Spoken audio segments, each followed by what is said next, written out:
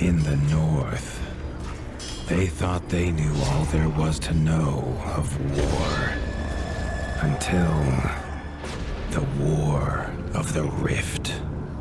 While the southern king hid, warm in his keep, the Darkwings cut their bloody trail from frozen north to winter's edge.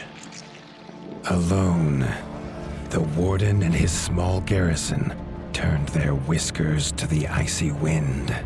At the end of hope, in a last barrage, they wiped Batkind from the land and memory. With no sign of the Darkwings' return, in time, few believed them little more than a fairy's tale. But at Mount Cauldron, time had been all they needed. An old enemy claws free of their icy tomb and hungers for vengeance. But not all is lost. King Rattus brings north a cause for hope. A bastard prince, placed in the paws of the Warden of the Wastes to raise as his own. A secret of blood never to be told. Now, fate calls for a hero in a murderous screech. And one young rat will answer.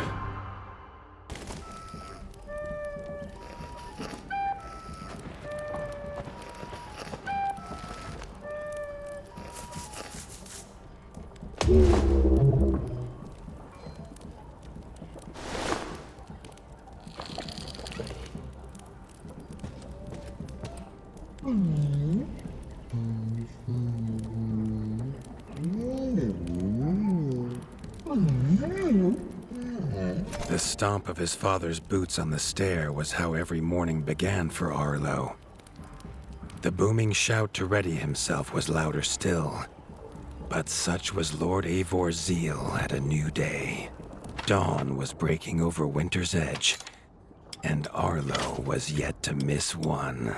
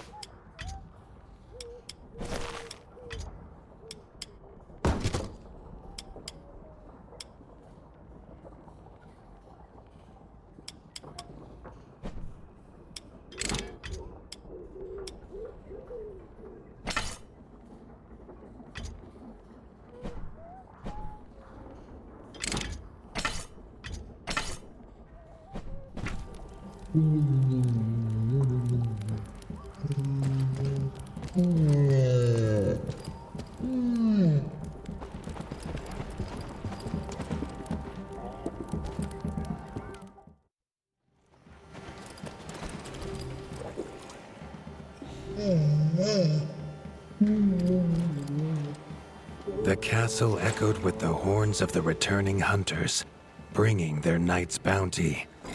Arlo's little heart quickened to hear it. The only thrill to be found inside the high walls was a hunter's tales of what lay beyond them.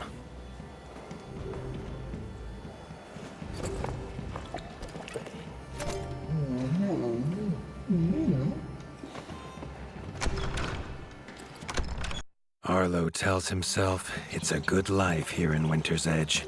The bustling of contented ratfolk, the crisp mountain air, and without the endless scourge of frogs the southerners suffer.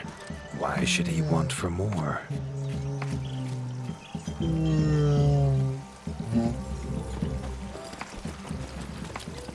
Arlo has no memory of his mother, but Hilda's food was a true taste of maternal kindness. With the right ingredients, she would make meals nourishing to body and soul. Tiki's shop was perhaps Arlo's favorite, as the shopkeeper had wares from far and wide. But getting him to part with his curiosities was never easy. There was no time for tales of the hunt today. Lord Eivor was already dividing what was an excellent haul, happy to see his people provided for. Arlo longed only to join the hunt, to see the ratdom or even the lands beyond. His father called it a fool's wish. Arlo's destiny was unshakable, much like the keep that would become his by birthright.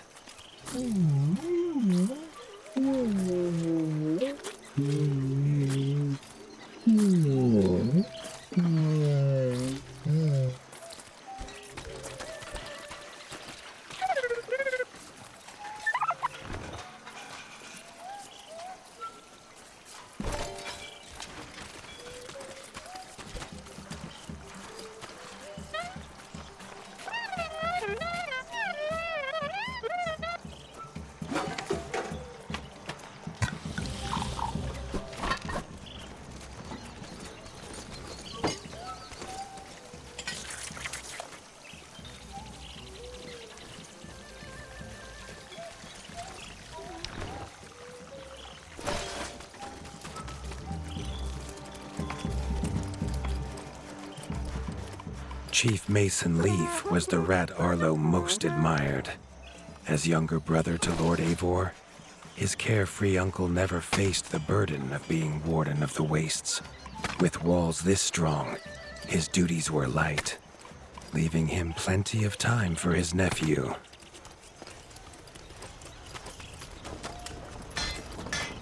Crunk was a rat's rat, with no interests beyond his forge.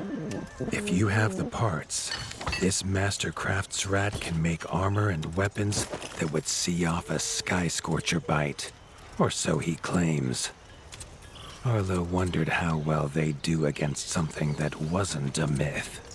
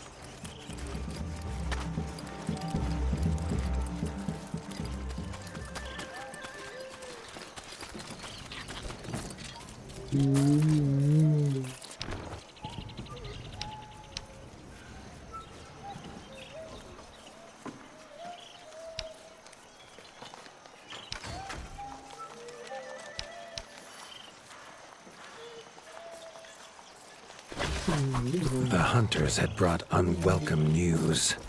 A family of the reviled creatures ratfolk called backstabbers had moved into the wastes. Eivor told his son to fetch his weapons.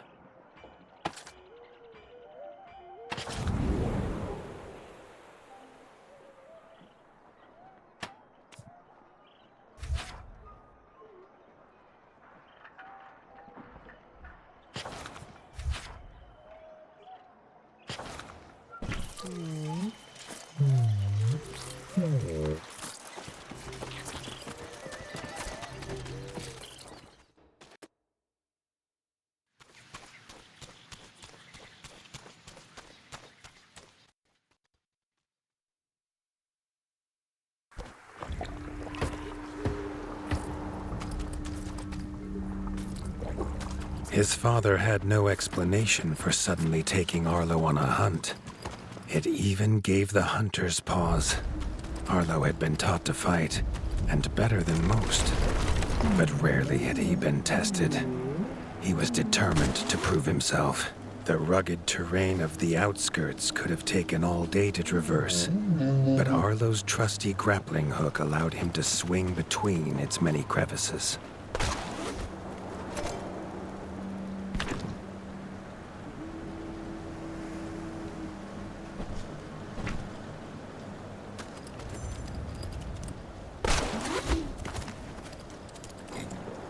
Arlo liked the feel of a sharp axe cutting through the vines. The wilds were part of his home, and nothing in them would frighten him.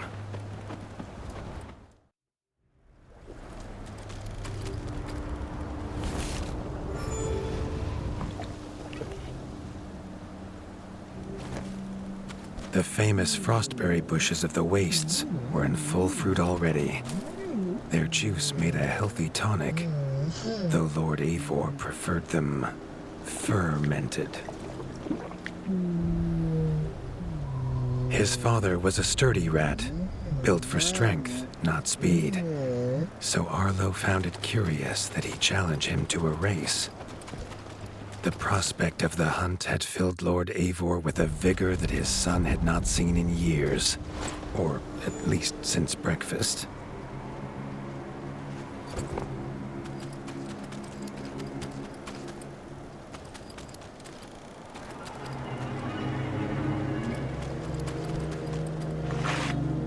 A warden fights the hardest battles, he told Arlo, and needs the sharpest blade.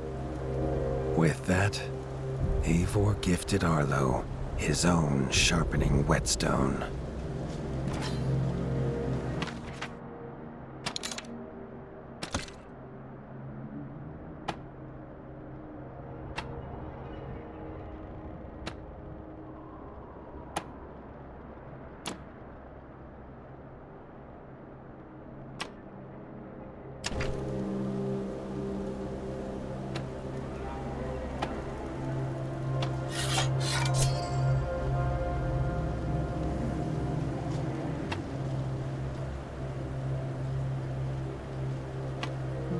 Whether these beasts were named for their spines or for some past unforgivable deed, no rat knew.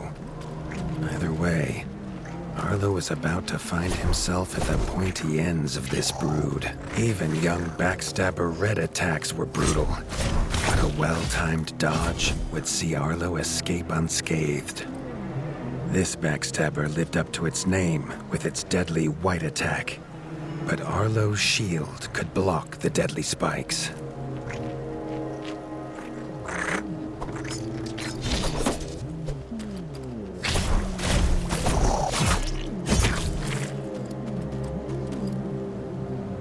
This young one used vicious yellow attacks. Arlo had to time his parries perfectly.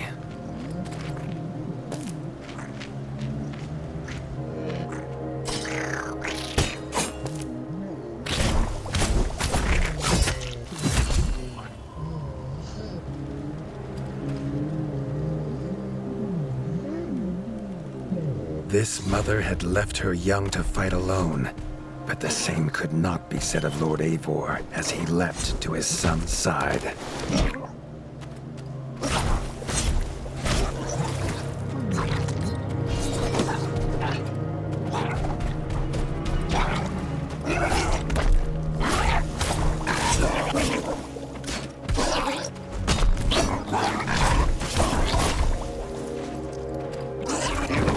It was Lord Eivor's mighty blade that took her head, but the fight was won together.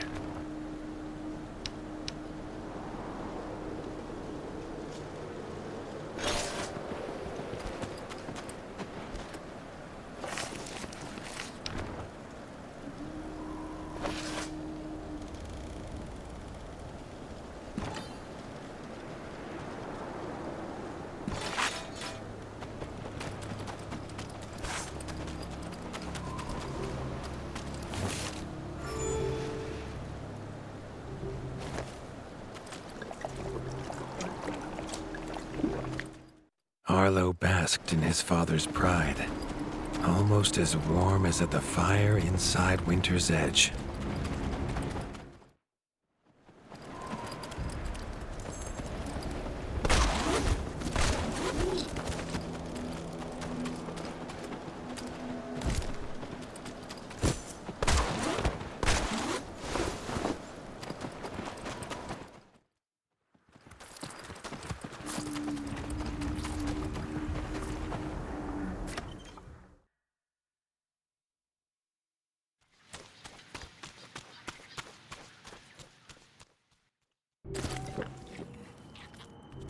Triumphant and keen to tell the tale of his son's victories, Lord Eivor set to a night of drinking with the elders.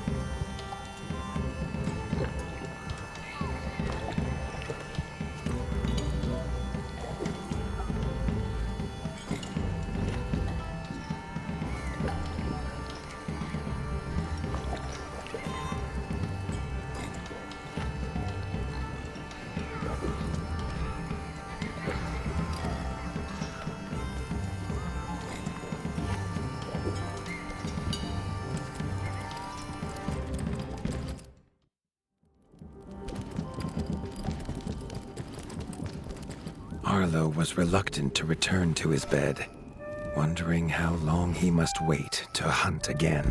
The booming footsteps that woke him this time were nothing like those of his father.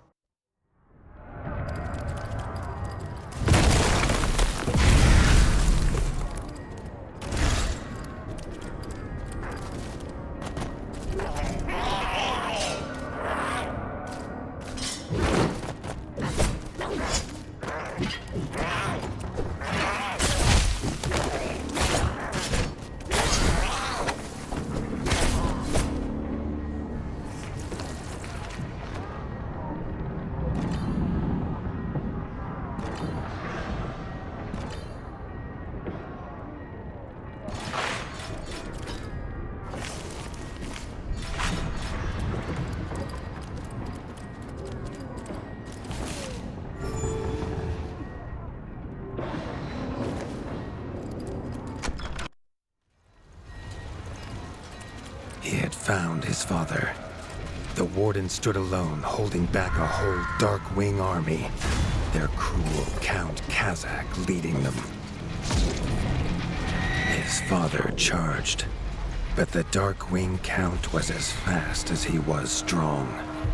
The Winter's crown tumbled to Arlo's feet, now without a head to rest on.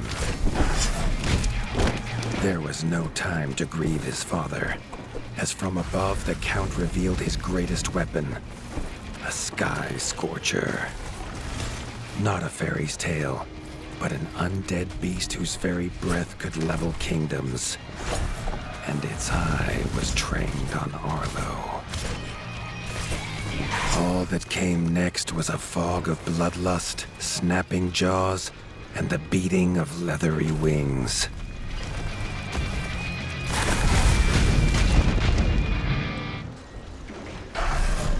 But there could be no victory.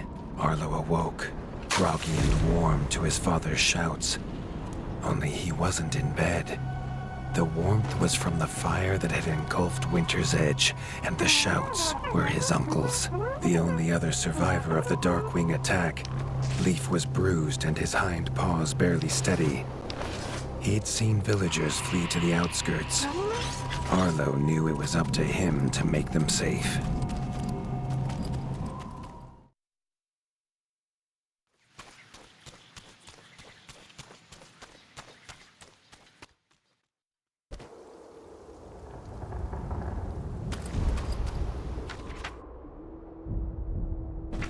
He'd know these anywhere. Krunk's smithy hammer and Hilda's chef's knife. Arlo wondered why they would leave them here.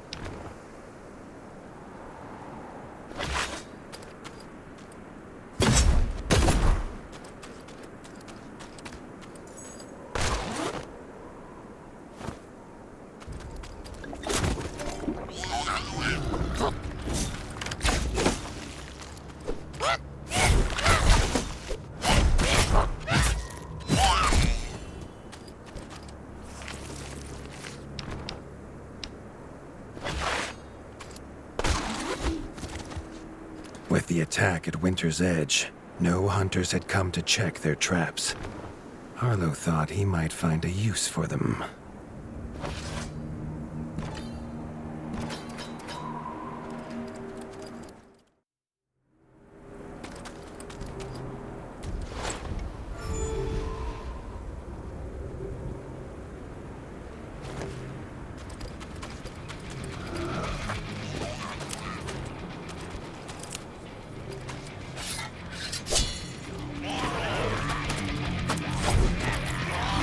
Had found the reason his friends had fled.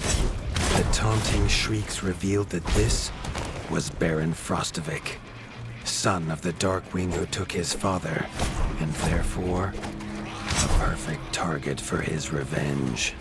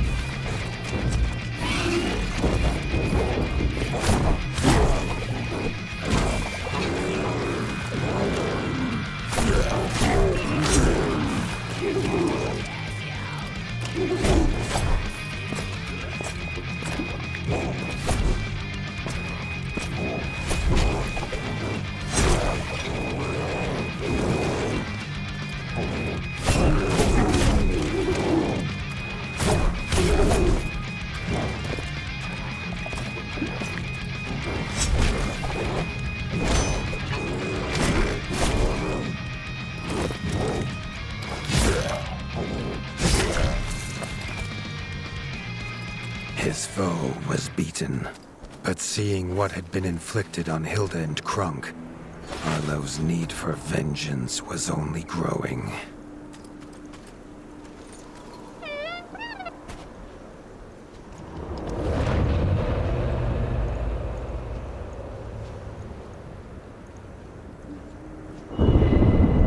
Arlo suddenly wished to be within the walls of Winter's Edge, to hear the boot and boom of his father at dawn, a sound he realized he'd never hear again.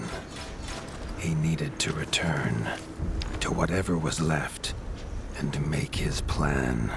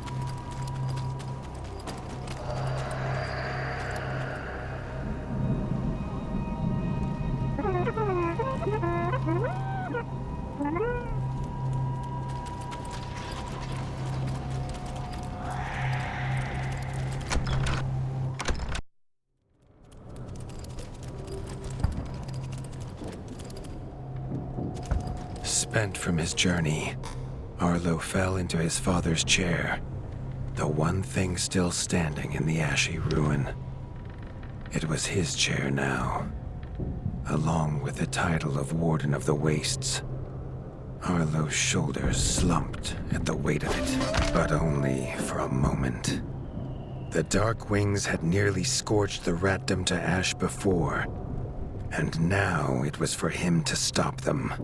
He was going to rebuild Winter's Edge, a beacon of hope from which to drive back the shadow.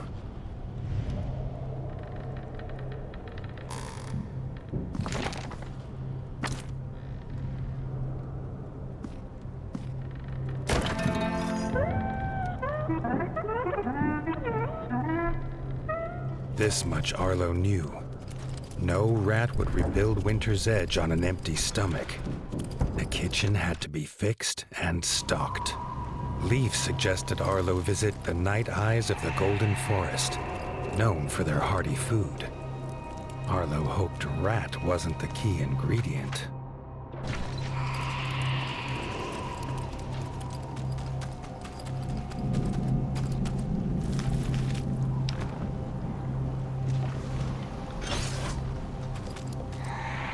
The smoke had attracted help in the unlikely form of a pirate. Captain Blacktail had seen many towns razed in his years, usually by his own paw, a fact he chose not to mention as he offered his services. The ship King Rattus's Revenge would take the young warden wherever he had need to go.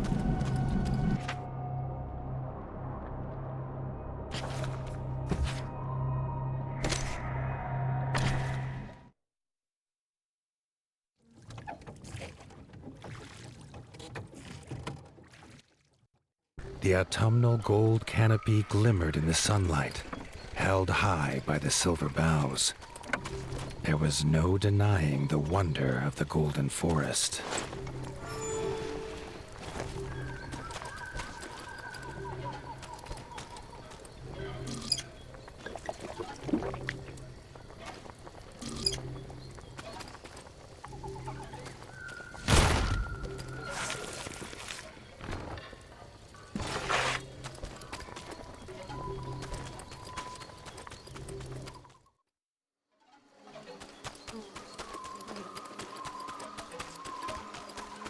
The peace Arlo found beneath the leaves was not to last.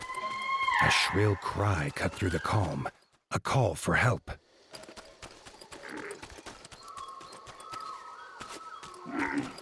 The hoots came from inside the bug farm, along with a stench of pond scum and villainy.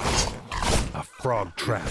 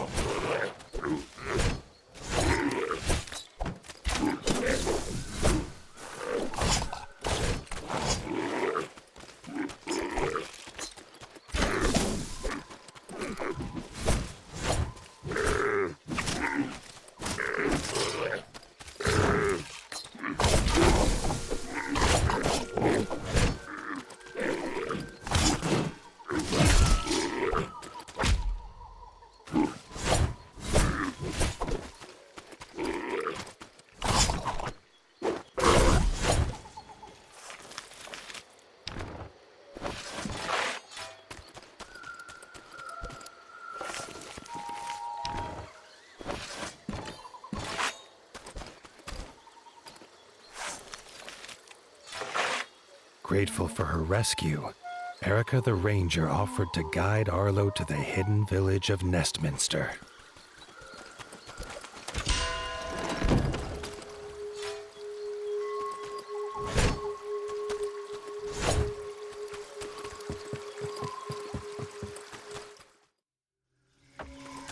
Nestminster's entrance was guarded. Under their helmet, the eyes of the guards seemed to glow. Was he prey walking into a hunter's camp? Arlo could not help but gasp at the sight. He had never seen a place so ornately crafted. It was nothing like the cold stone of home. The Parliament was deep in session when Erica and Arlo entered. The Night-Eye elders listened, still as statues, to the pleading of a chef whose daughter Frey was missing. Erica threw herself forward, proclaiming she would rescue the chef's daughter and needed no help. Then she was gone, leaving Arlo to face the elders alone. The elders' staring eyes unnerved Arlo, but when they asked him to protect Erica, he did not refuse.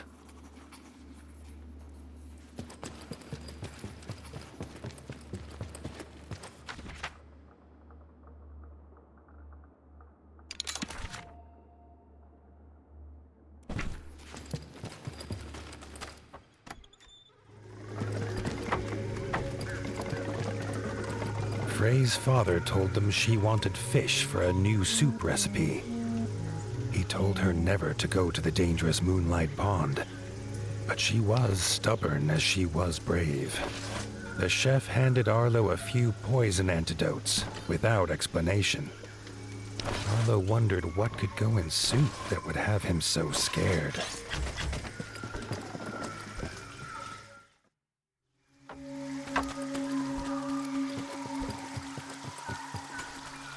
Erica said they must be as stealthy as the owls of old. She gave him a bow carved from the silver boughs, quiet as a whisper and deadly as a talon.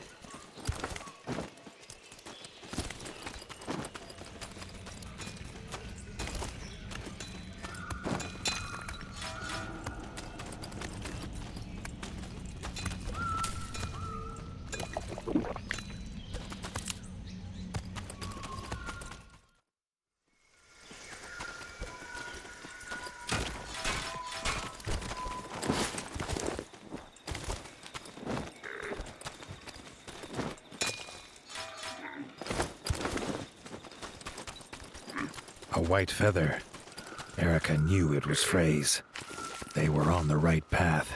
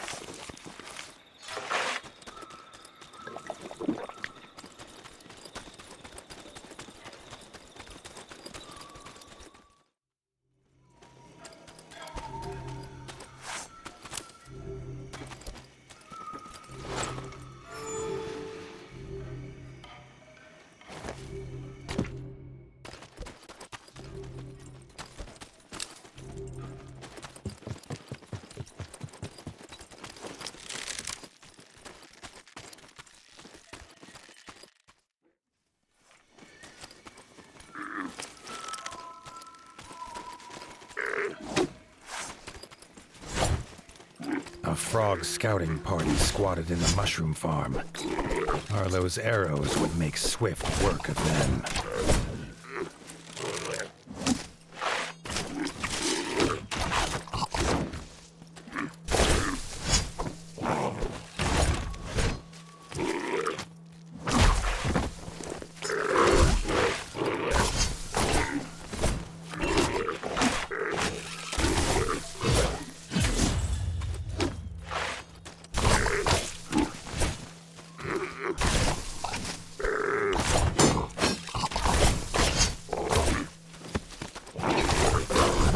Emerged, shaken but grateful.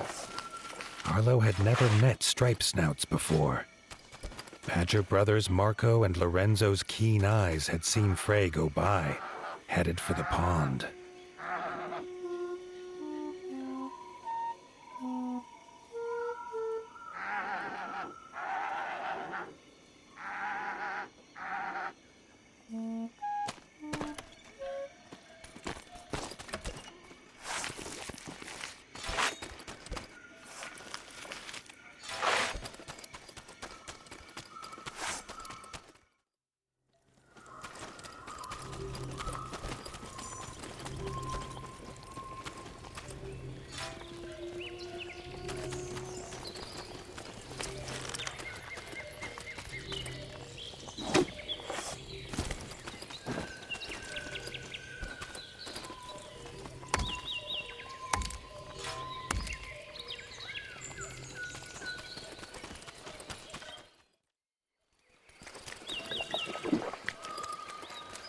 At Moonlight Pond, Frey was already preparing to leave.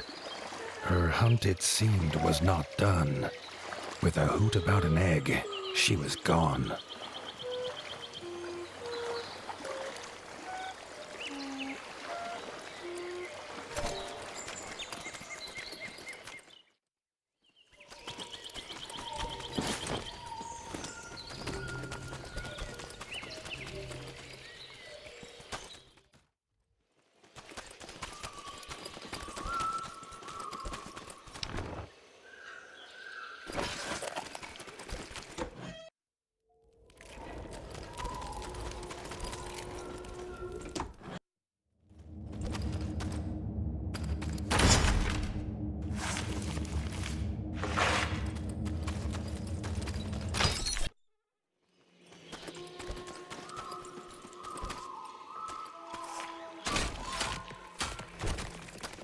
The sky flashed with a blinding light. Suddenly, towering before him stood an imposing figure, his flaming sword heating the air around Arlo. Thrusting his sword into the air, the stranger imparted his gift onto the young warden.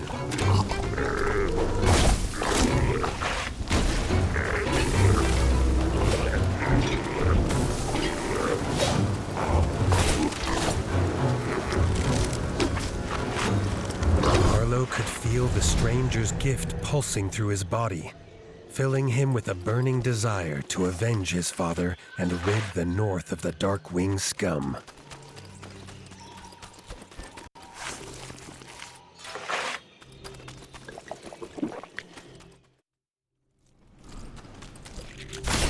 Tunnels are rarely used by Night Eyes, who prefer an open sky above.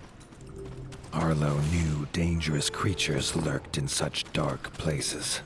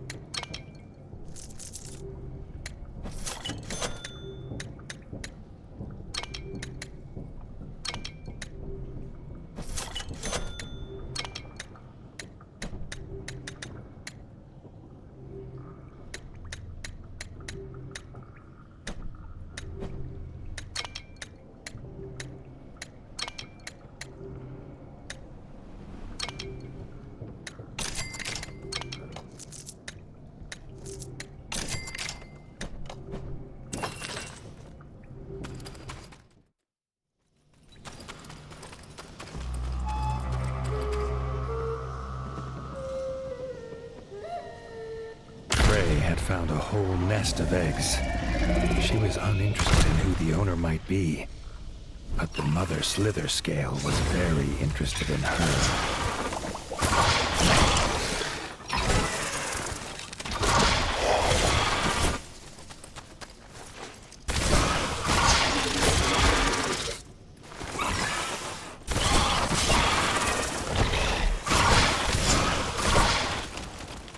Side by side, Erica and Arlo forced the slither scale from its lair. Erica would not leave Frey to travel alone. They would see him back at the Parliament.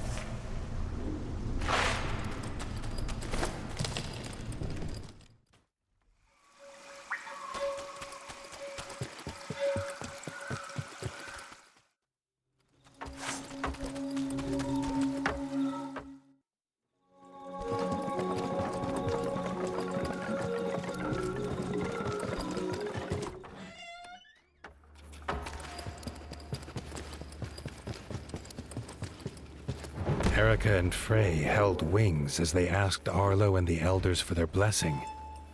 They wanted to leave and start their own kitchen at Winter's Edge. All agreed. Arlo hoped slither scale eggs would not be on the menu.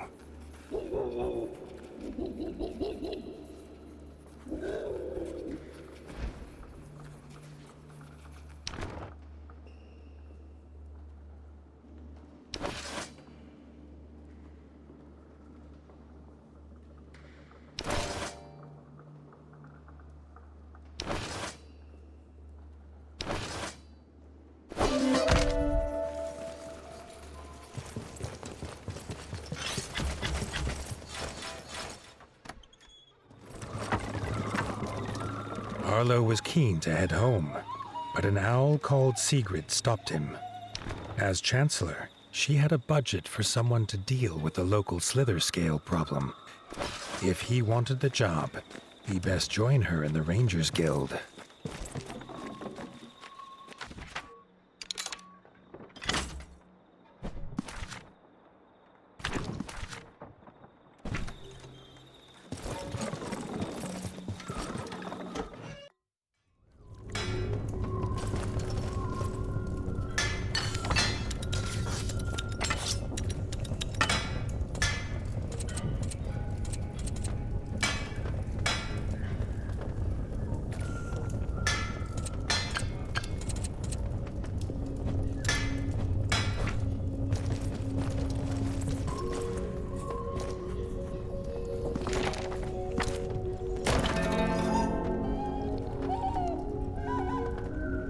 The owls called for Arlo's help.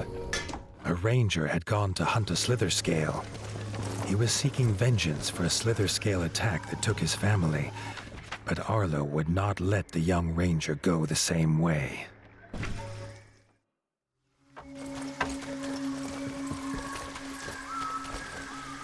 Arlo had heard the sniffling of the heron leagues away. Ernest was the most skilled fisherman in the ratdom, or had been. In between sobs, he told Arlo he'd dropped his best rod in a well. The Warden offered to find it, if only to stop the noise.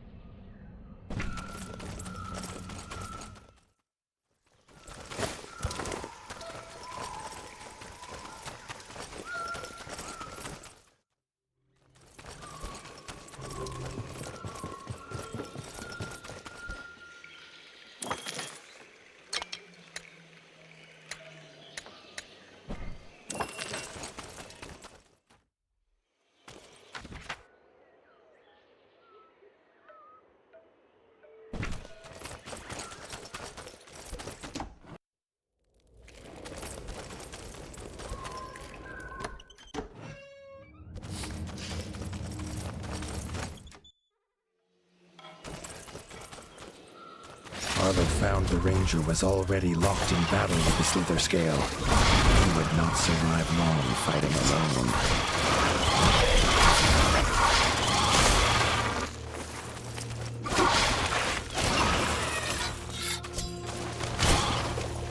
The young ranger was a fierce fighter, but no match for the slither scale. He barely thanked Arlo for helping him in this fight before he took off, seeking another.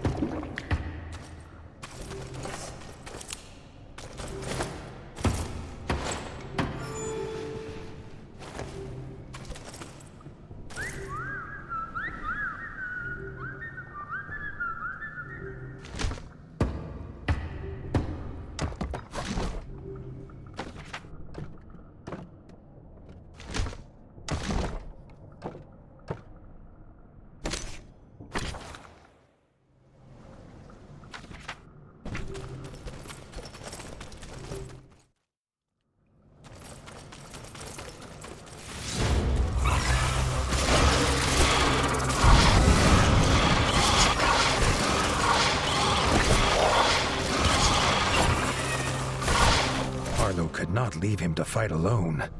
There was no stopping him until the slither scale was defeated.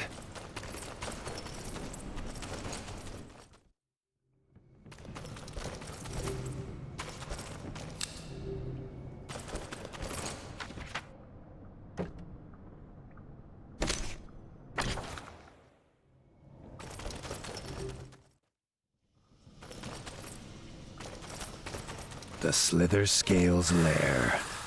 They would end its tyranny here and now.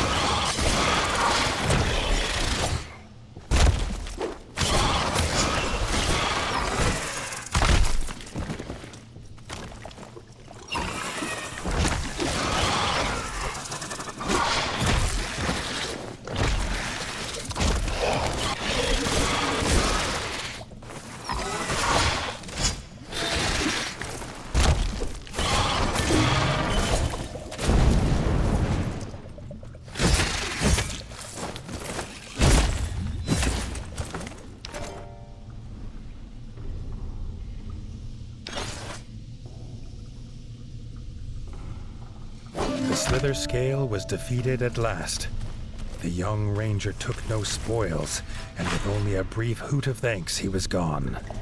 Arlo hoped the ranger's thirst for revenge was finally sated.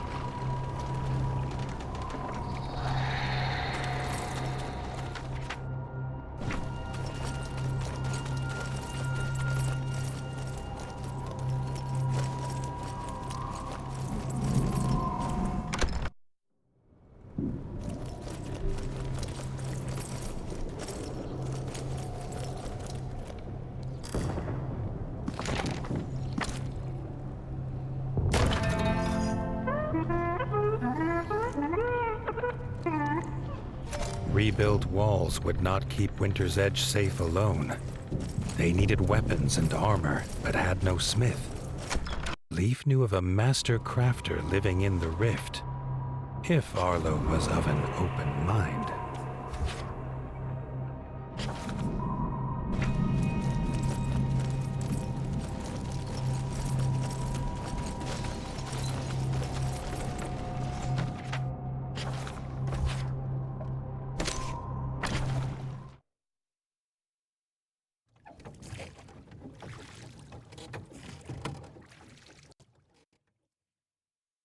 Arlo had heard the tales of battles that scarred the rift at his father's knee.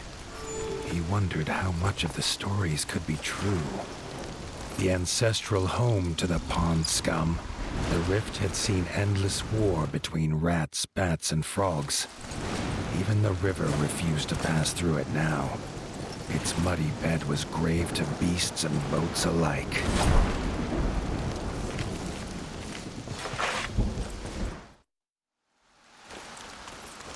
Arlo's foot slipped on something that was not another bone. Bottles were littering the muddy path now. Whoever left them could not be far.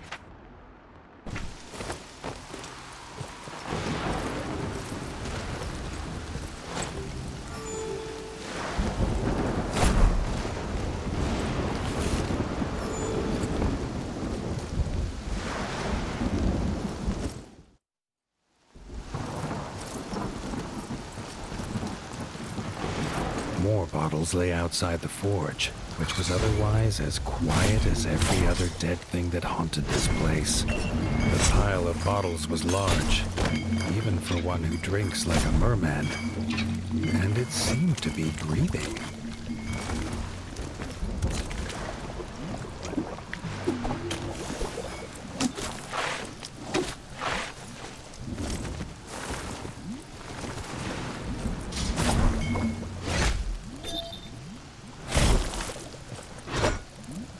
Arlo was amazed the merman could swing his hammer, let alone see who he was hitting. A couple of thumps on the head soon brought him to his senses.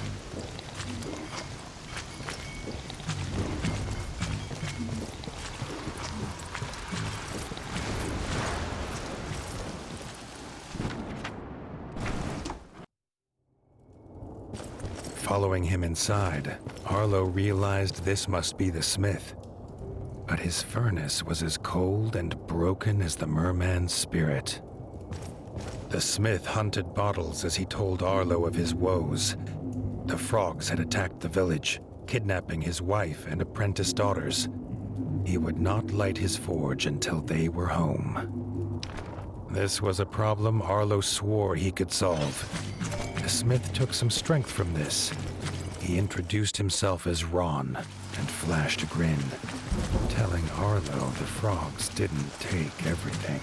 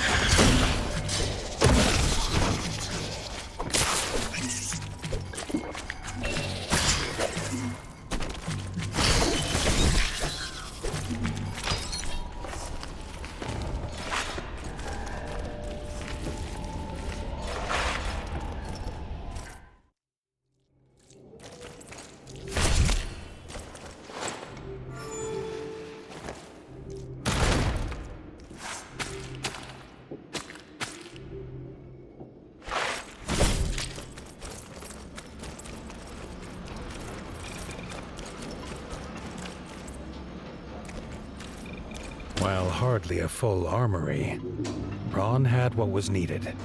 This two-handed skull crusher was a gift made by his daughters. He put it in Arlo's paws, in hope it would help save them.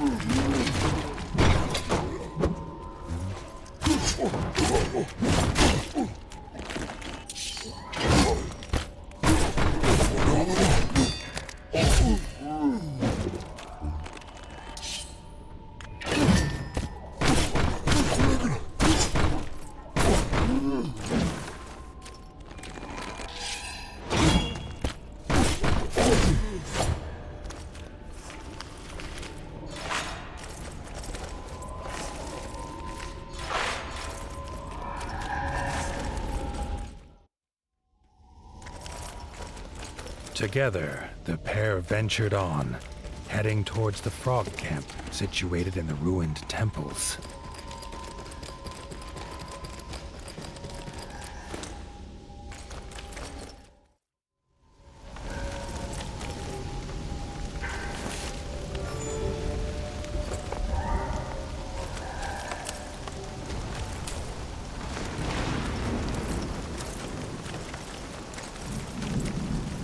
At the top of the pile of corpses was one that was not Frog. The smith let out a desperate cry at the sight of his wife, lifeless atop the pile. He cried out again, but this time it was a call for blood.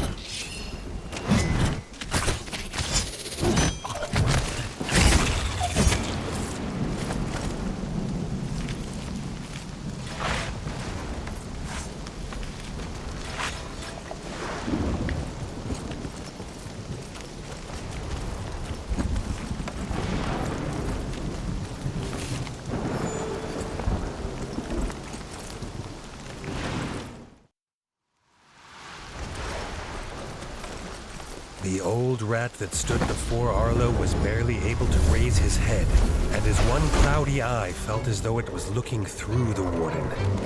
As Arlo reached out his paw, the hooded rat slammed his spear into the ground, imparting his gift onto the young Warden.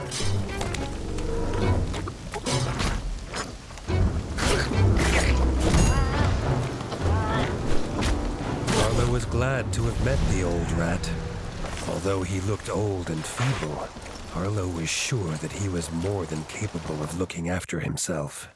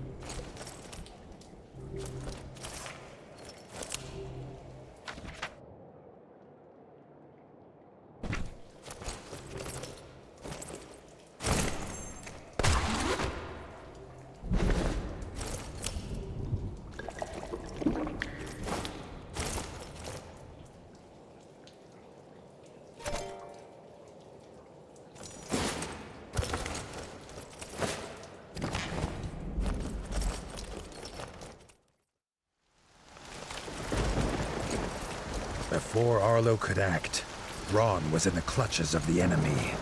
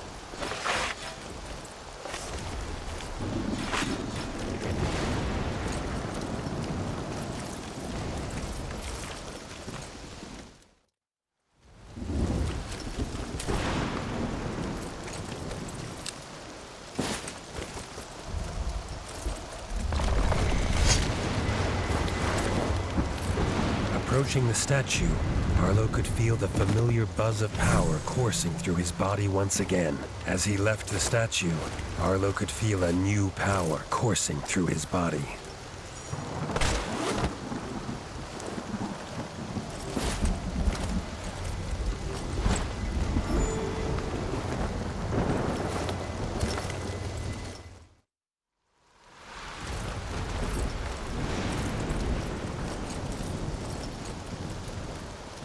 Something else came his way. Tumbling down the temple stair, Arlo was met with another horror. The head of the smith. It was Arlo now who took up the battle cry.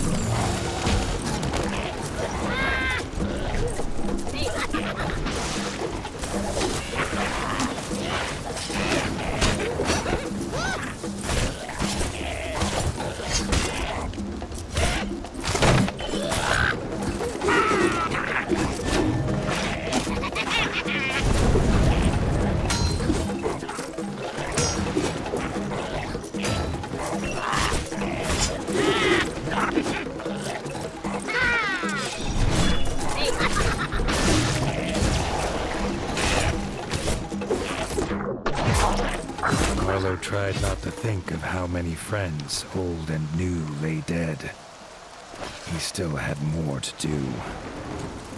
Rita and Ruby were free, but without their father, there was little for them here. Arlo offered them a new home at Winter's Edge, and a forge to continue in their father's footsteps. The mermaids were grateful, and said they would find their way to the keep once they had laid Ron to rest.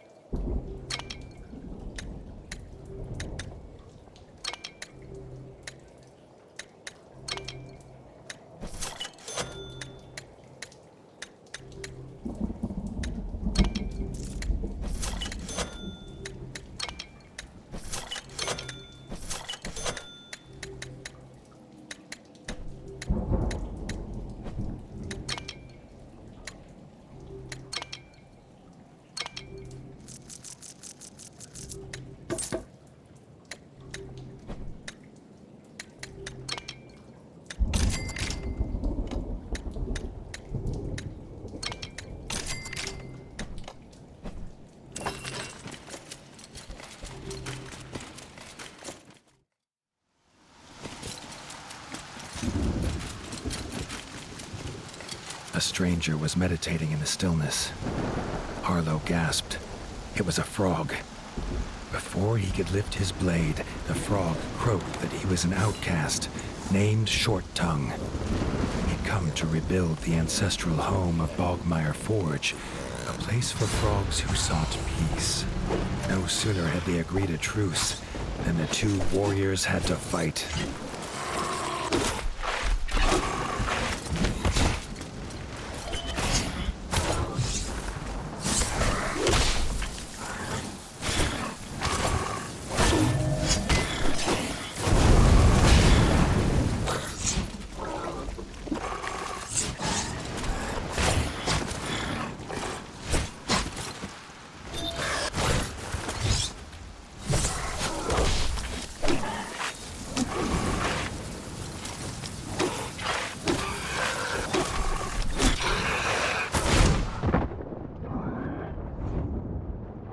Side by side, the pair fought well, and the attacker soon disappeared again, back into thin air.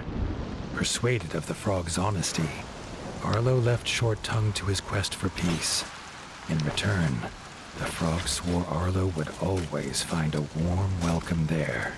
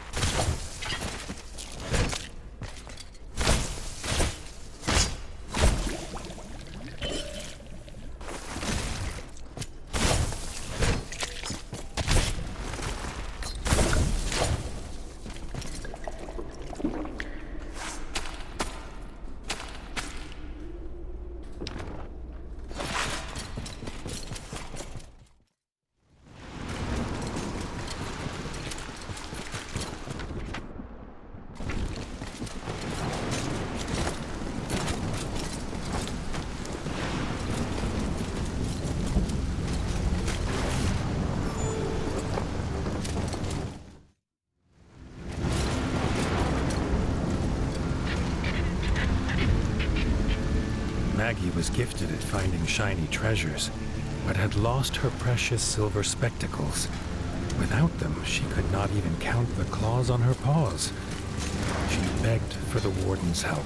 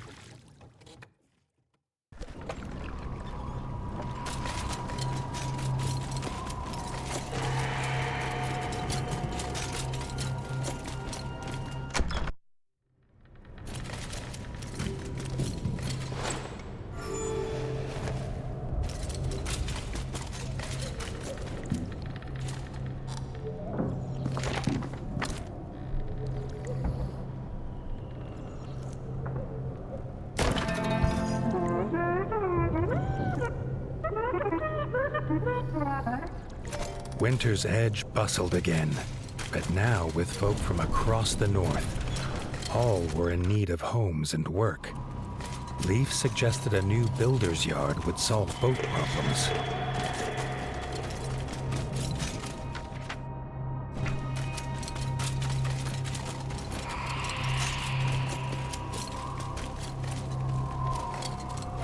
The yard needed a builder, and Arlo knew who to ask. Some rats protest at any change to their view. None more so than the elder at Mossbug Farm. If a builder was near, he would know.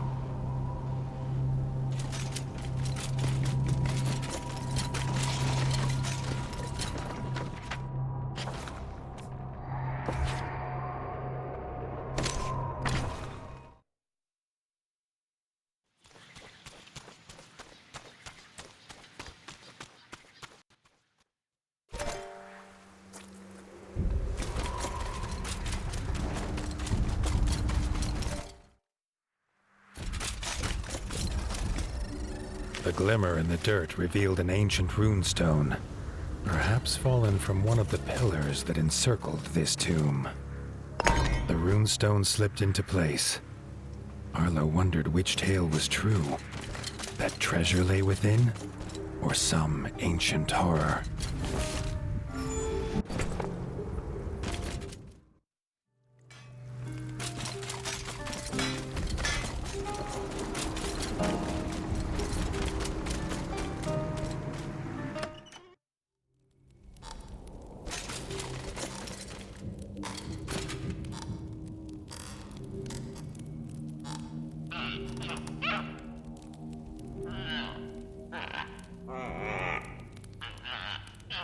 On hearing that Arlo was Warden, the old rat was quick to report a beaver had moved onto the hill, rebuilding the old shack, and that maybe Arlo should check his permits.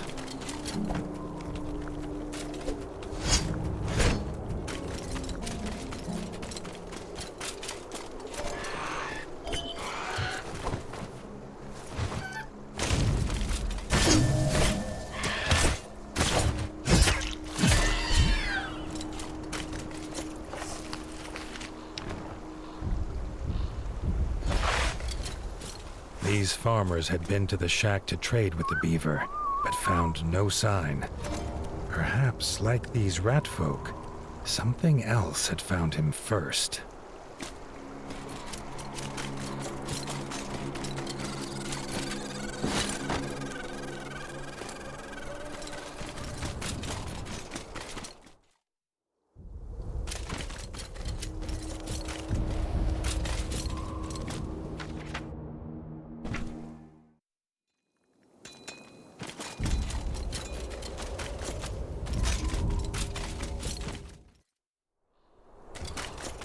The sky once again burned bright with a flashing light, but this time it was accompanied by an eerie laugh. Before the warden stood a slender rat, his lips still curled from laughter. As Arlo went to question the stranger, he clapped his paws together, imparting his gift onto the warden.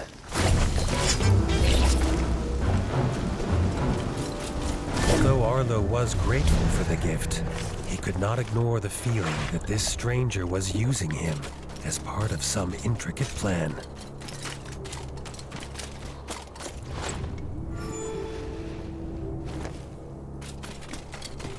At the shack, the only clue was a tuft of fur and half-chewed logs, until he heard a snarl that stood Arlo's fur on end.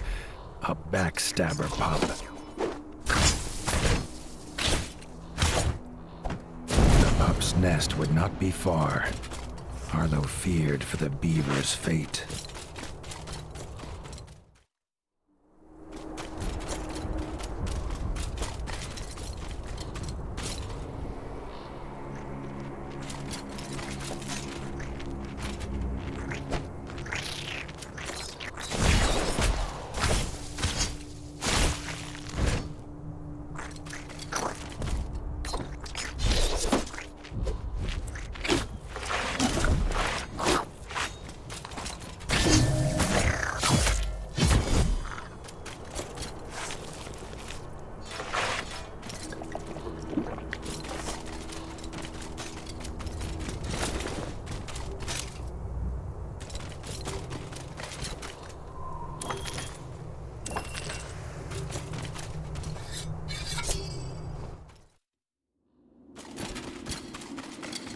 Beaver lay unmoving, another death on his conscience.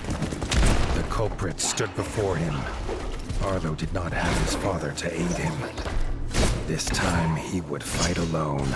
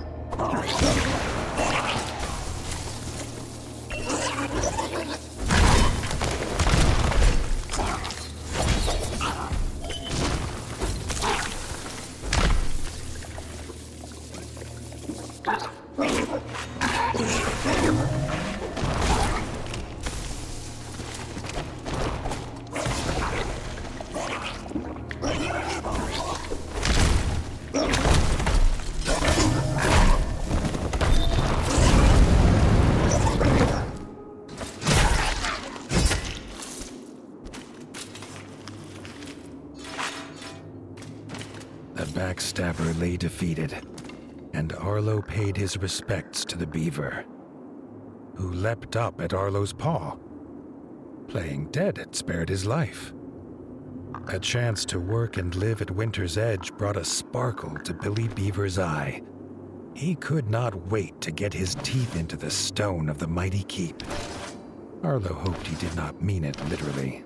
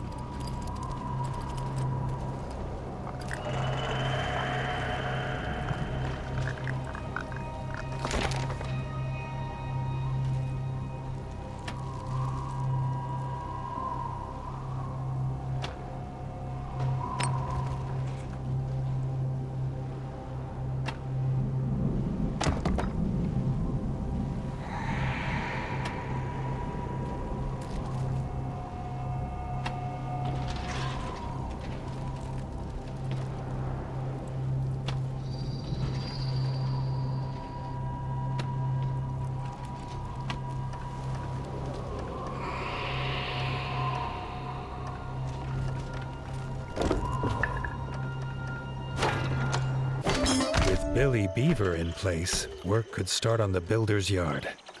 With enough materials and gold, Arlo would make Winter's Edge a place beyond his father's dreams.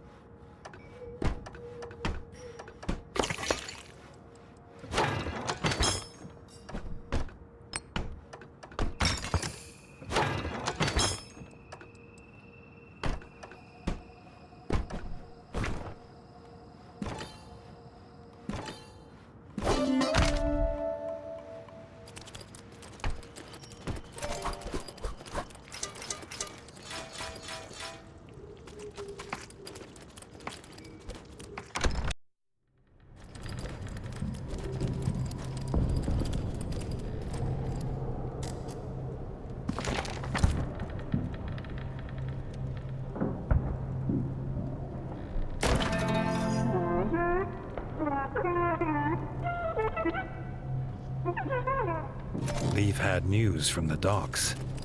A hunter had arrived in the night, badly injured and seeking help from the Warden.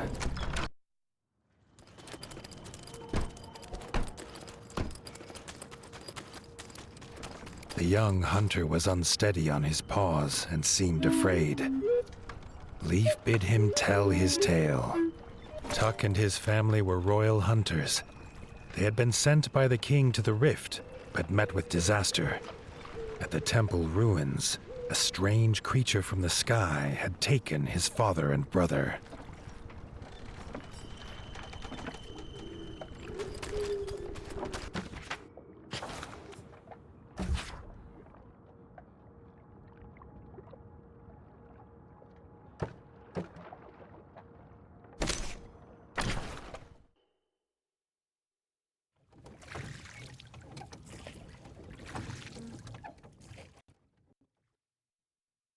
Arlo made for the temple ruins once more. The Darkwings returning so soon troubled him. He hoped the rotting corpses of frogs he'd left to fester had not been the cause.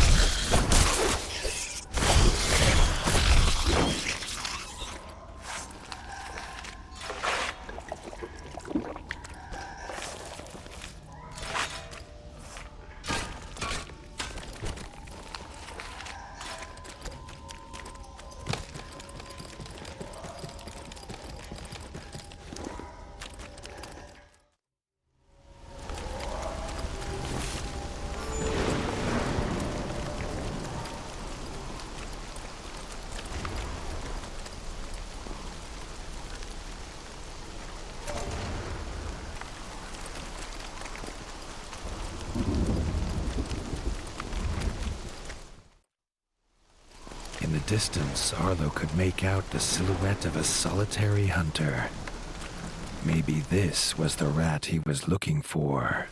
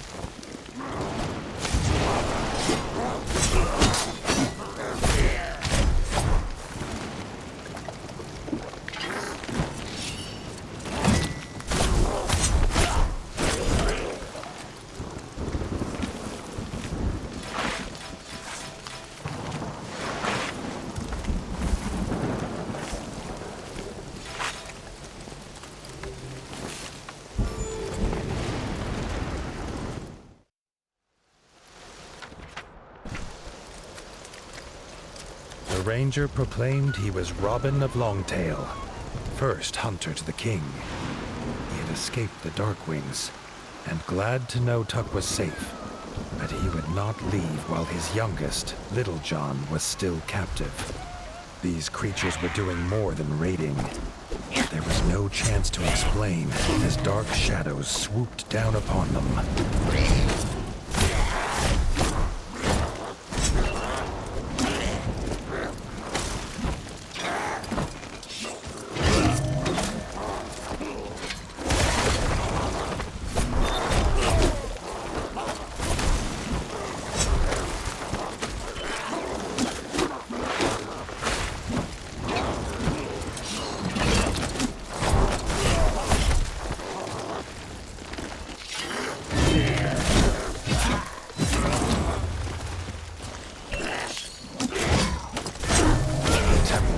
Were near.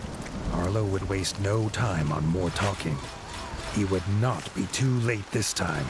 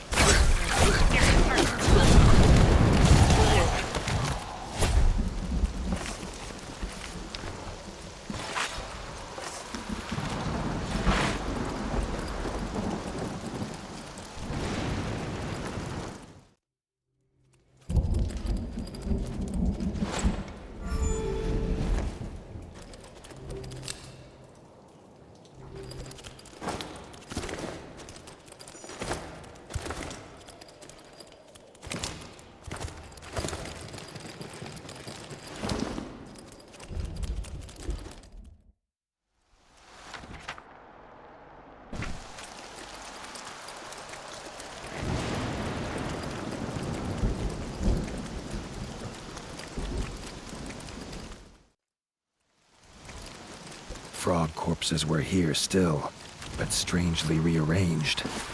The Darkwings had indeed come for the dead, and were using them for some nefarious purpose. Arlo's stomach churned.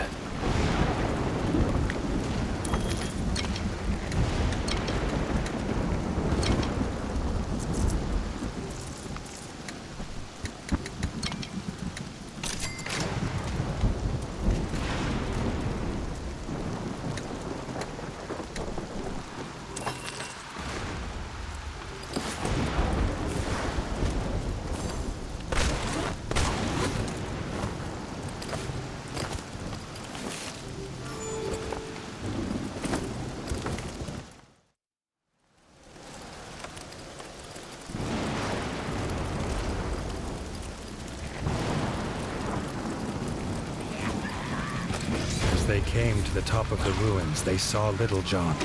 His smile at the sight of his father was the last he ever made. In a flash of bad teeth, his young life was ended.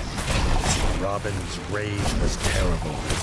He charged at the Darkwing, unleashing a hail of arrows.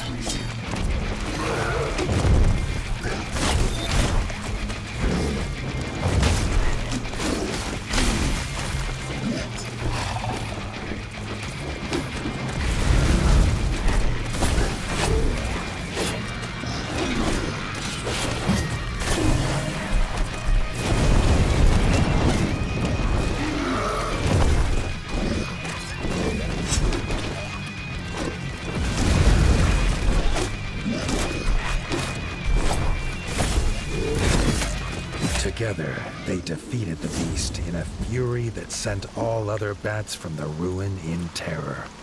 Robin was bereft. It was meant to be a simple hunt. He could not understand these flying abominations. Arlo offered what solace he could. Tuck was at Winter's Edge, where Robin could take some rest.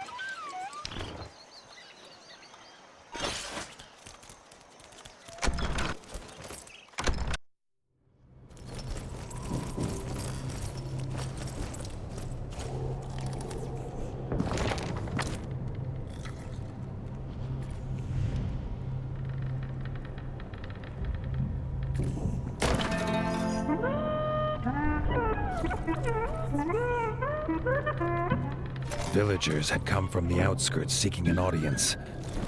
Arlo doubted they brought good news.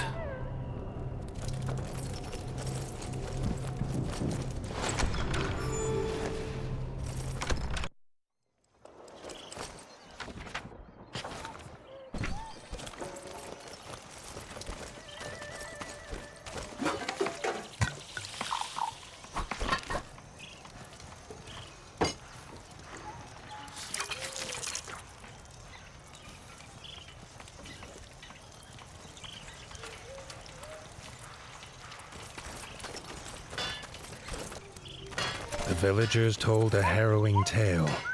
The Darkwings had returned in the night. The bat's thirst for destruction was not sated at Winter's Edge. Now, the outskirts needed his help.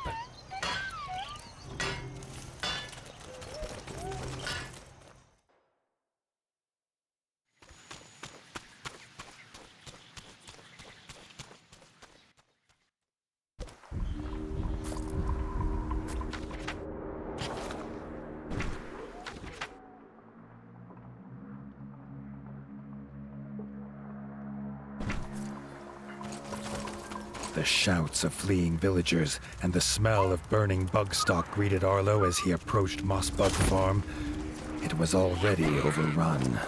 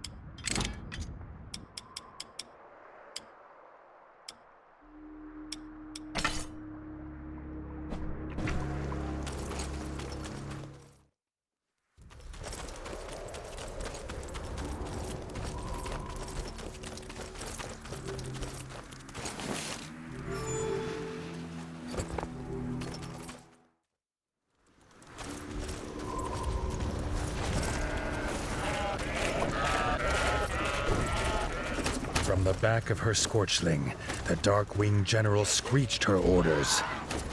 This one would pay for the death of her son. They turned their evil eyes on Arlo.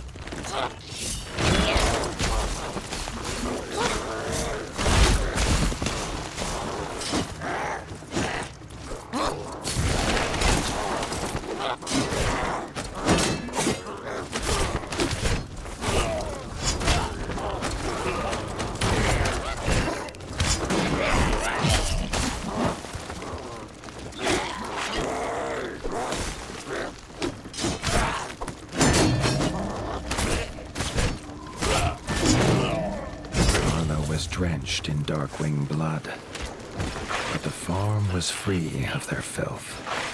Robin freed the farm elder, but he was not the only prisoner. The Darkwings had taken more villagers to the castle ruin on the hill.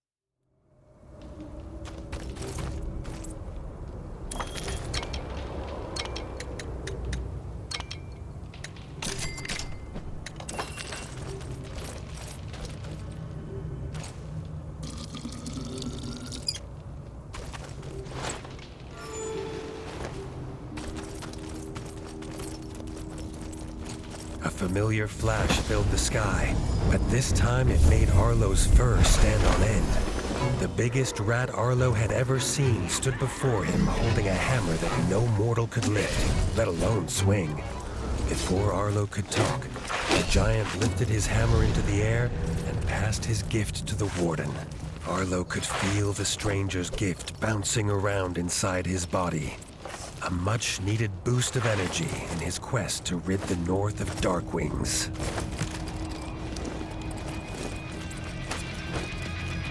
At the castle, Arlo could hear the terrified squeaks of the villagers chained inside. Only the Darkwing General had the key, and she would not hand it over alive. Arlo needed no more reason to kill her.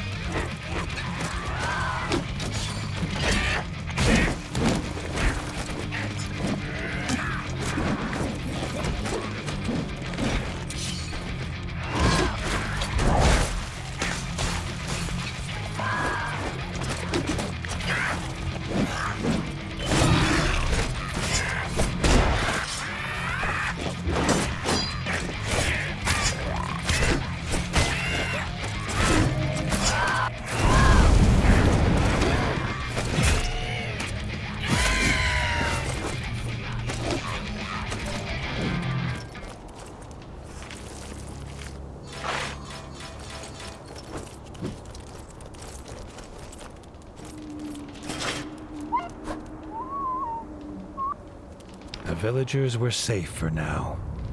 Arlo asked if they would help at the farm. The bug milk needed to flow again.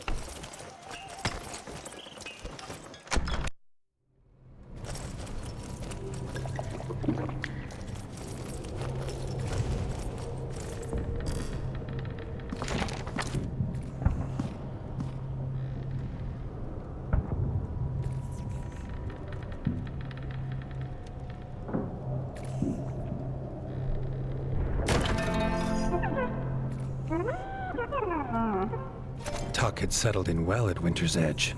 So much so he planned to stay and open his own shop. He hoped Arlo might help him collect rare items to help draw in ratfolk from far and wide.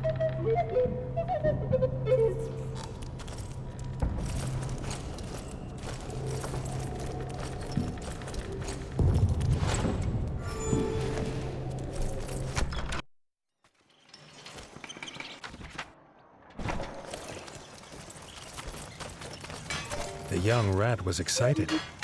He had worked out exactly what he needed and asked if Arlo would meet him in the outskirts. Arlo was glad to see Tuck's spirits finally lifted and could not refuse him.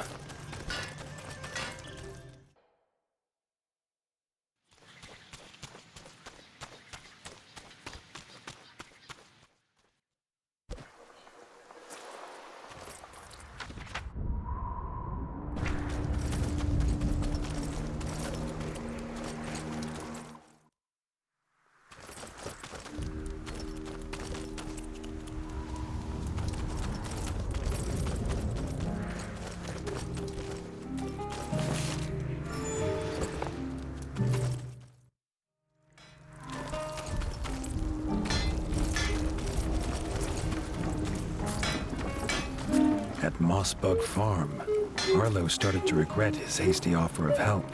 The farmer had seen a beast, and shouting something about luring it with bloodfruit, he went to hide in terror. Tuck grinned. He knew exactly where to go.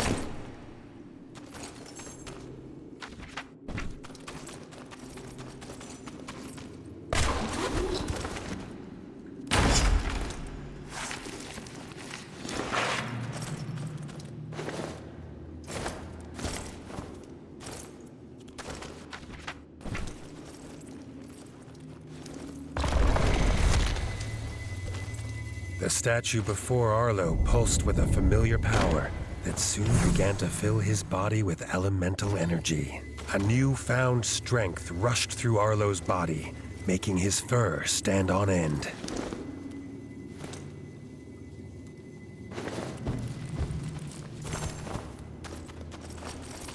Arlo found Tuck at the bottom of Blackfoot Caverns, the fruit he needed just out of his reach. Arlo's bow would make quick work of this.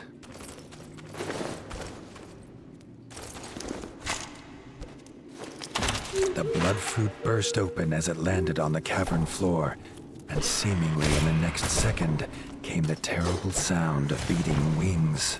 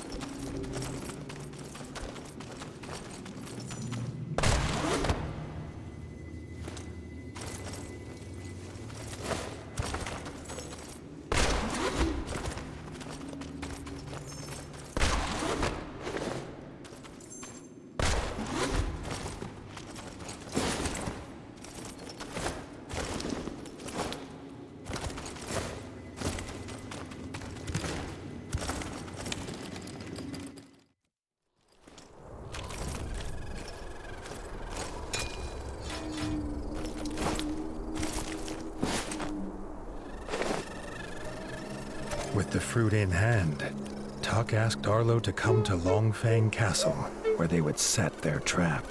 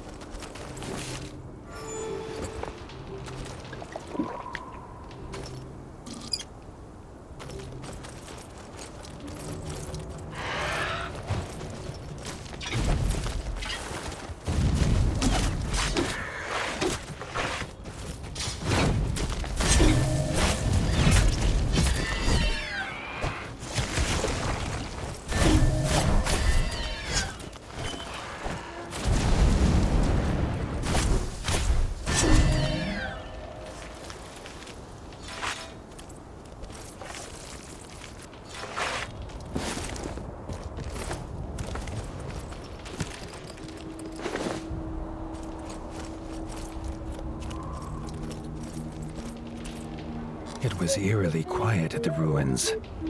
Tuck had everything ready for the trap. It only needed Arlo to toss the blood fruit into the cooking pot. The stench would be sure to attract the beast. They only needed to wait.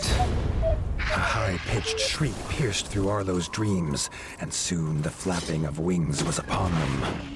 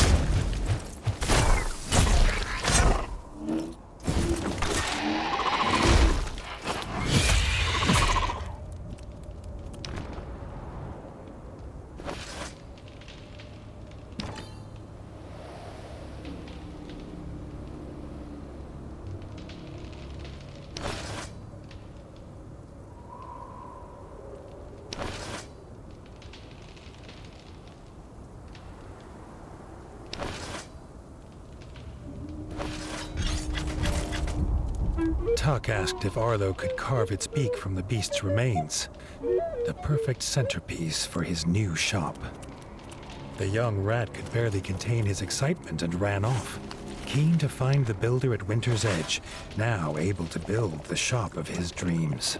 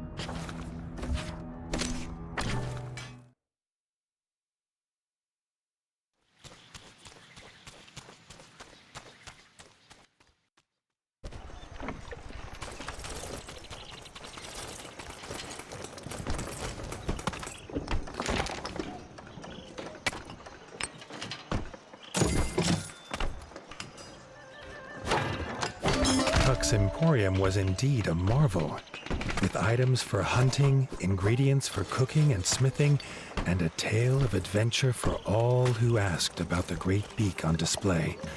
Arlo was sure he would be returning often.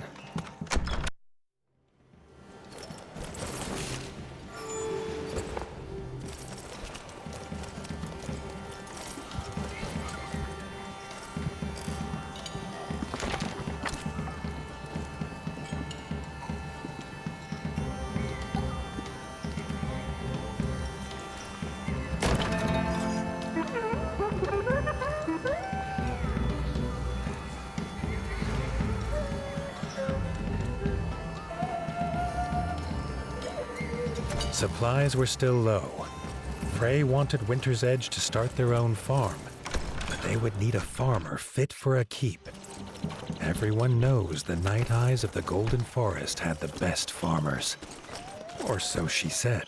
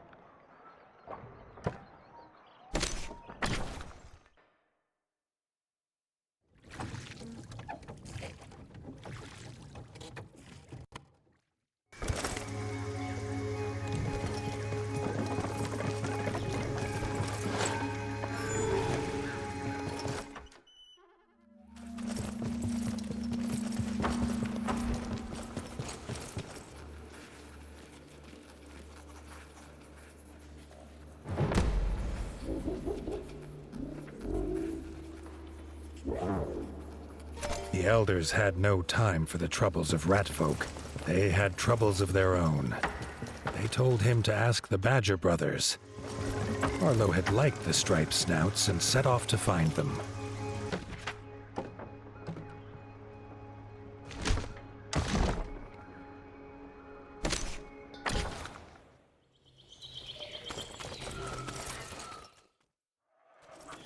Approaching the mushroom farm, Arlo could hear Marco's voice calling in alarm for his brother.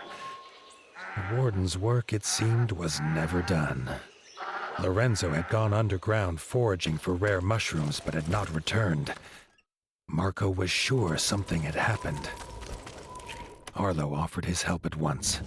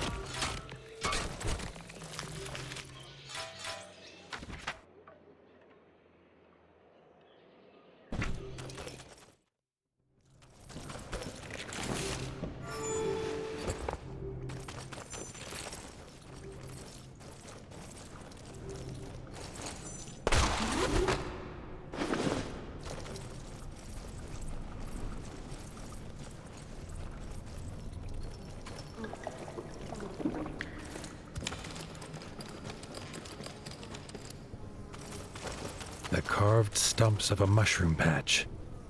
Lorenzo had come this way. Arlo hoped that, perhaps for once, this meant his quarry was safe and well and not in mortal peril.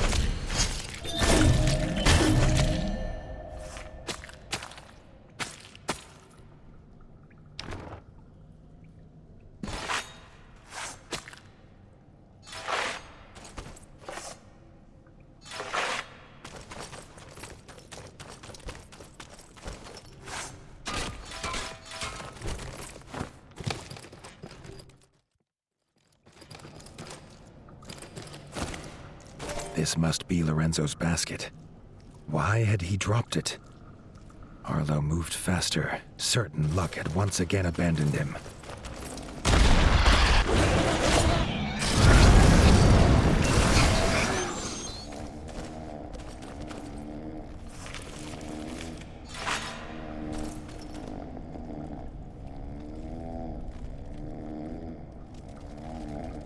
Lorenzo had passed out in the mushrooms, drunk on spores. Arlo smiled with relief. He knew only one thing would wake him. A stink bug. The bug farm might have what he needed. Lorenzo could sleep safely here until he returned.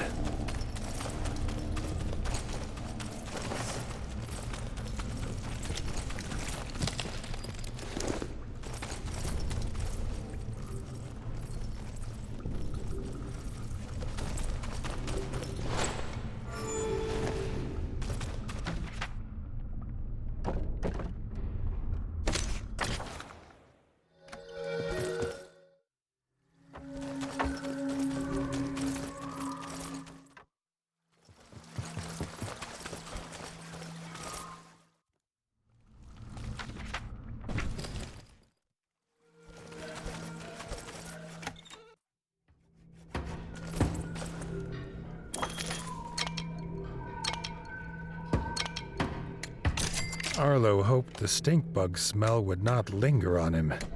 The sooner he got to the sleeping Lorenzo, the better.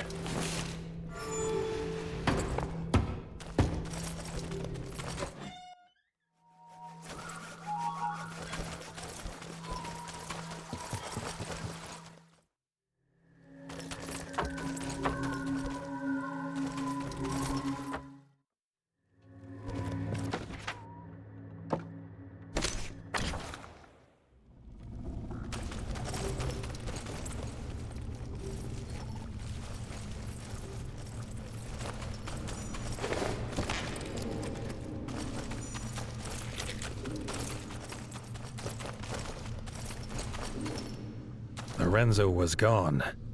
In his place stood a hooded night-eye. He said the striped snout was being treated by a healer at the shrine, an honor not to be disturbed. Arlo did not like the glint in this owl's eye. He was Warden, and would disturb whomever he saw fit.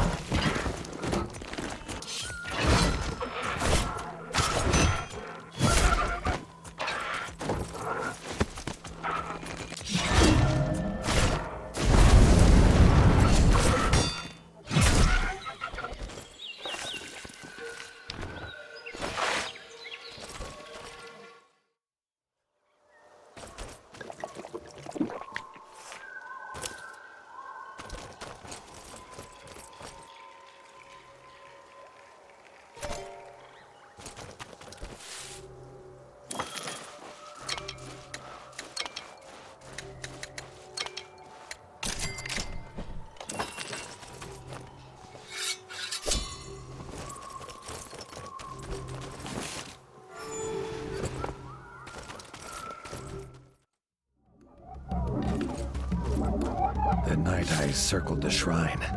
As Arlo looked closer, he saw Lorenzo, blood pouring from his arm.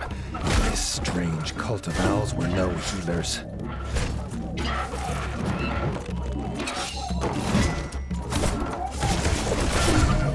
With the final cultist defeated, the Elder drew something from his cloak. Lorenzo's arm. He swallowed it whole. Arlo soon wished that had been the worst of it.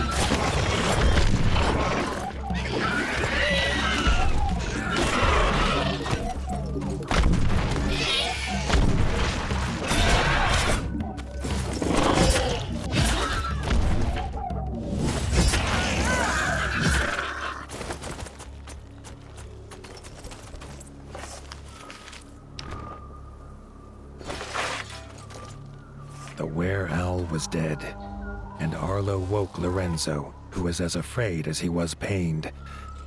Arlo sent the scared badger home where his brother was waiting to help him.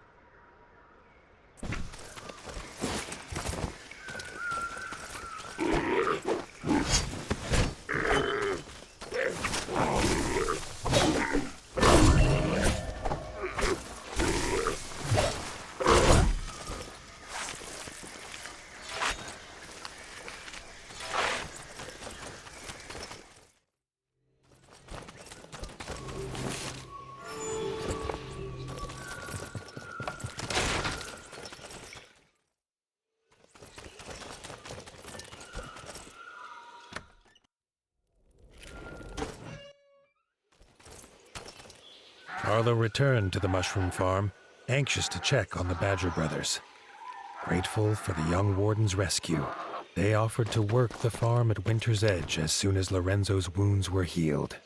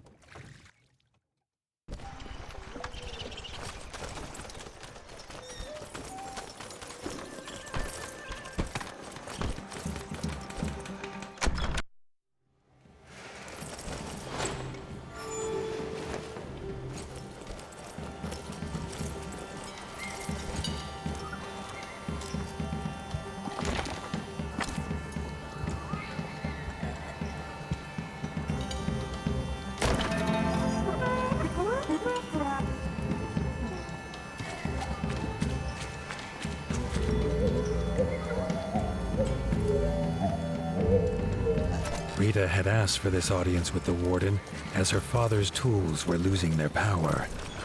Arlo offered use of his father's whetstone, but she said the power came from the god's blessing. She needed to take them to the shrine in the rift.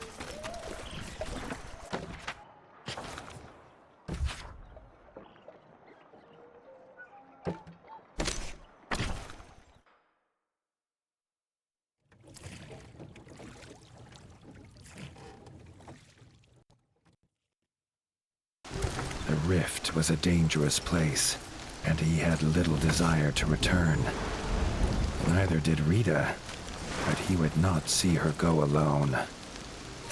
The merfolk believe the 8 arms bring balance to life and death, or so Rita explained as they approached the shrine. Arlo's little head disliked such weighty thoughts. He thought about lunch instead.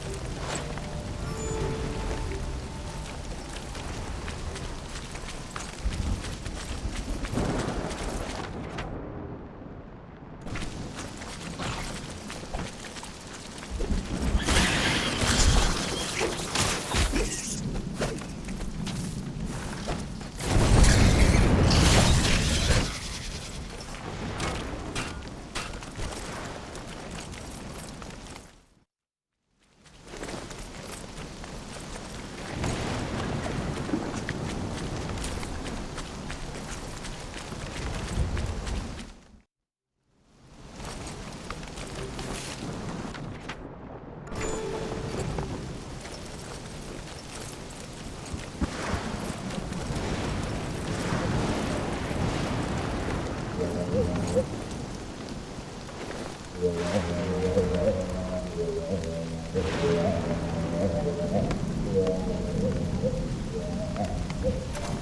the shrine, Rita realized she had forgotten the ritual. She needed a druid's help, or it would all be for nothing. She pointed to the old ruins. Could Arlo find the druid who lived there?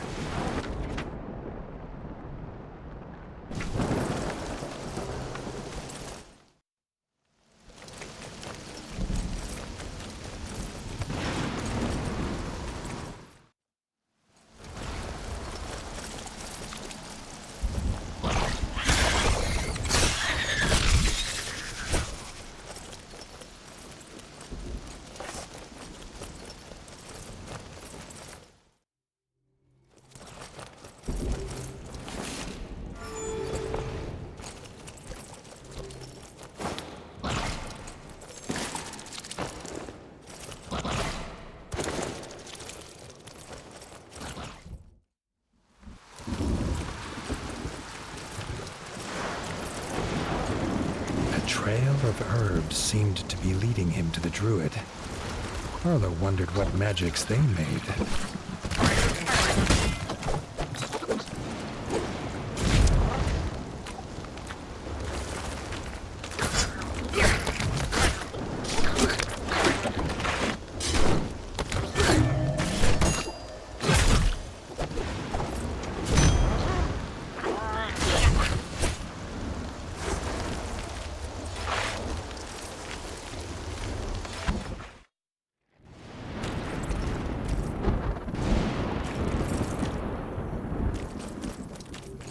A druid's coat of needles can see off most attacks, but these frogs seemed to feel no pain.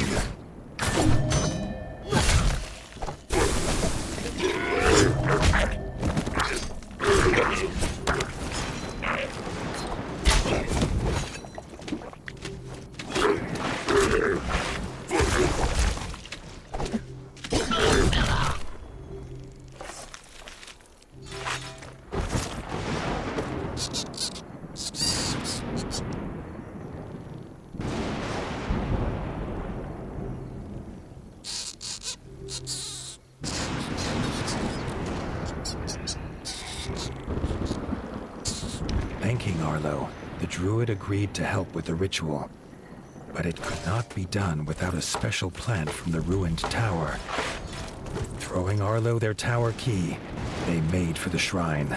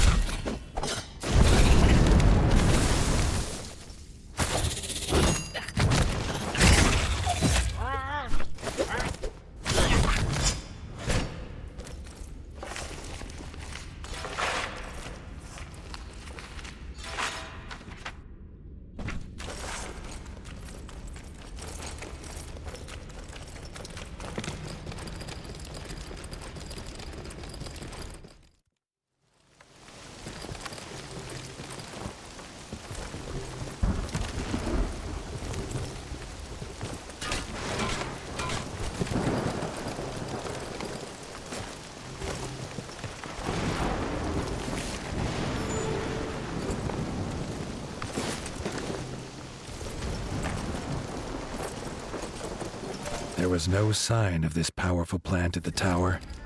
All Arlo found was an open hatch.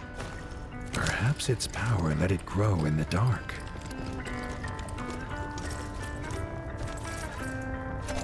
What Arlo found was a mole. His father had told him of these creatures who lived in sprawling underground villages, but this one was alone. Perhaps he'd seen the druid's plant. To his surprise, the mole said he grew it for tea and would be happy to share. However, nothing was ever simple. It was behind a bunker door and the fuse had blown. If Arlo found a new fuse, he could have all the tea he wanted. Arlo had no idea what kind of door problem could not be solved with an axe, but he remembered an object in the smith's stash that might be what the mole was looking for.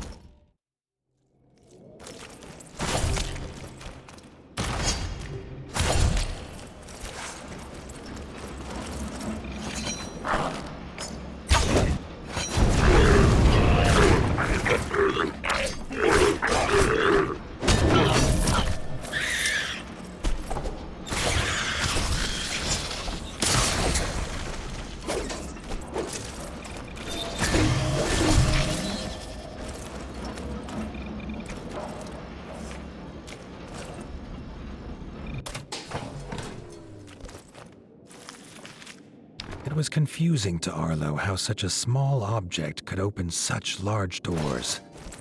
He would have to remember to return to ask one day.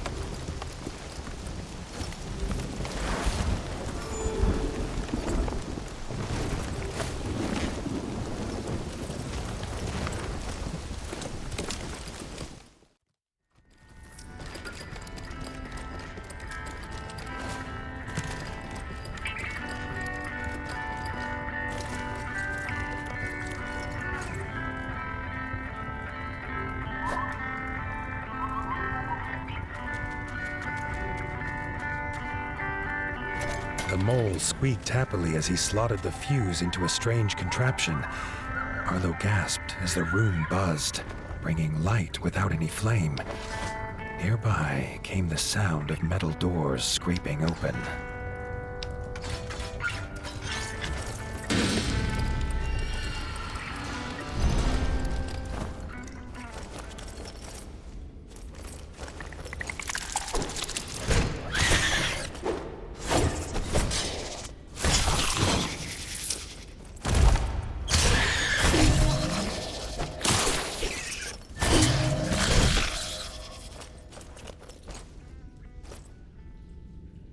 With the plant in paw, he promised to return one day for the offered cup of tea, a use for the plant which Arlo resolved not to tell the druid.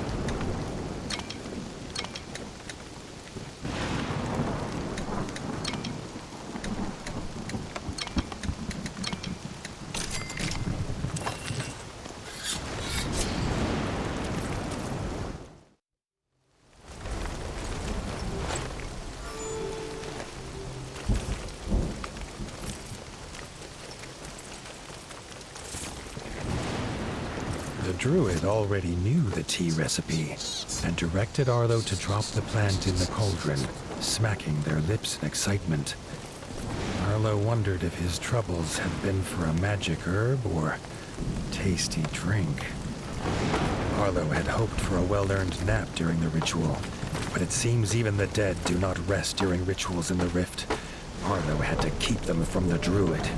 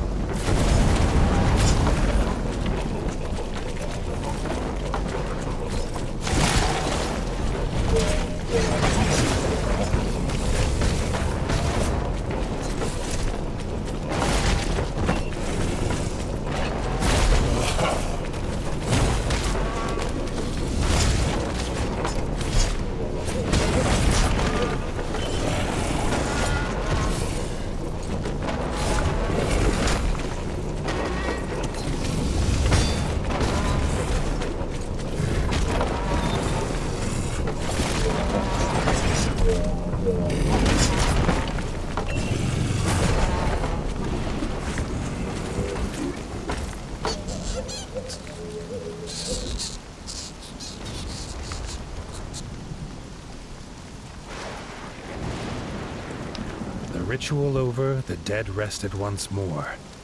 Rita thanked the druid, and Arlo suggested they return with them, but they refused.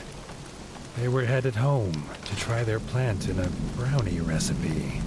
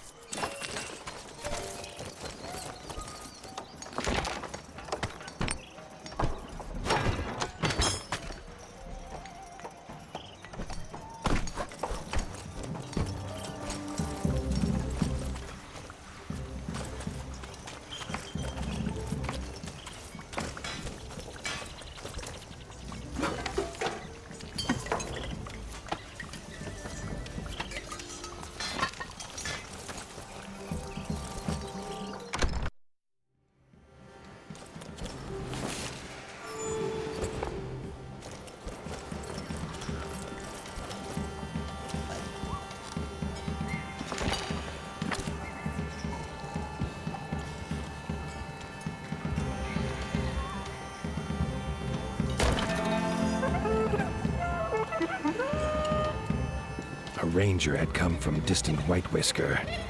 Gray Ears told the tale of a Darkwing camp sending raids on the rabbit village.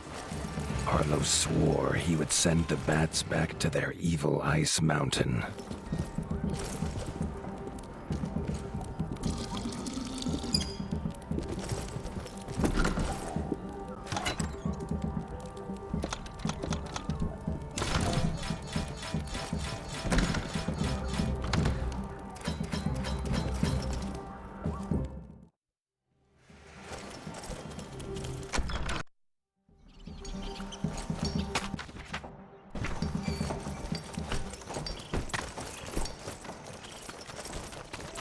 Before Arlo could set sail, he was stopped by Robin the Ranger.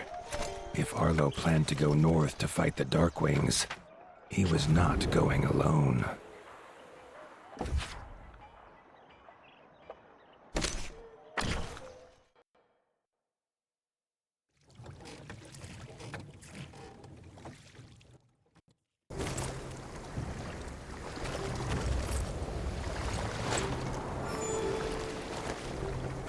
At the docks of White Whisker, Gray Ears bid them to come speak to the elder of the village.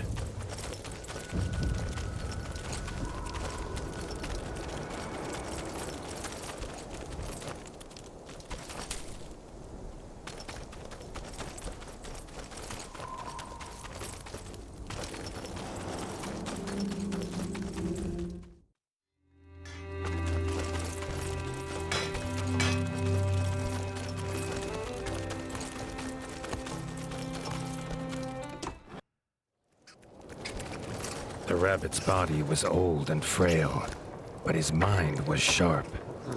The Darkwings had made camp on Whiskers Peak. Their attack would come soon, unless someone took the fight to them.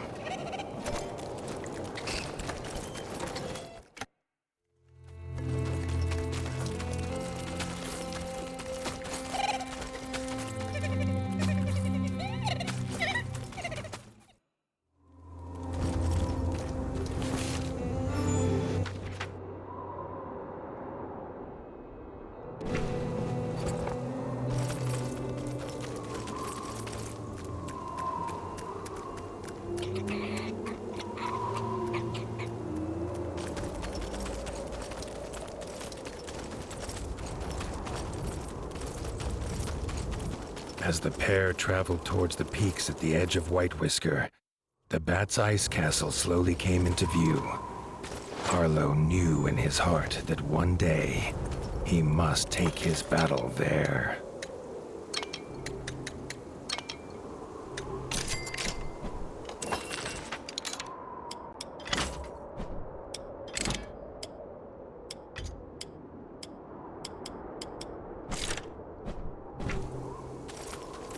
They had no choice but to fight their way to the camp leader.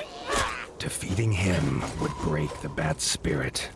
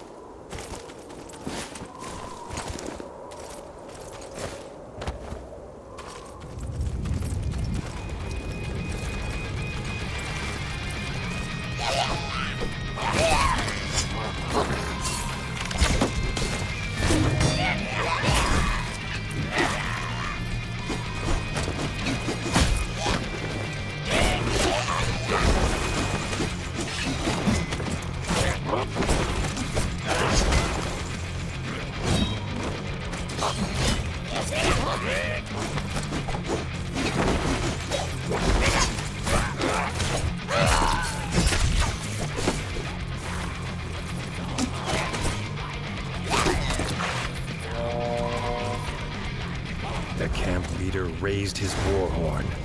Its unearthly screech seemed to stir the very air into fury. This was not the wind, but the beating of leathery wings.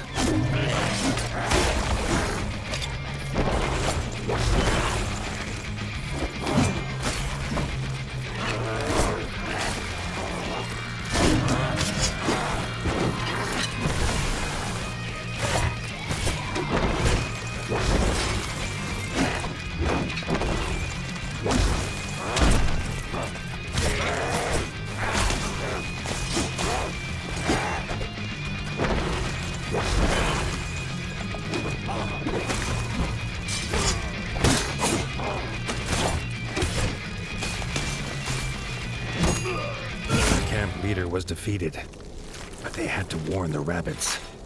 Darkwings were on their way.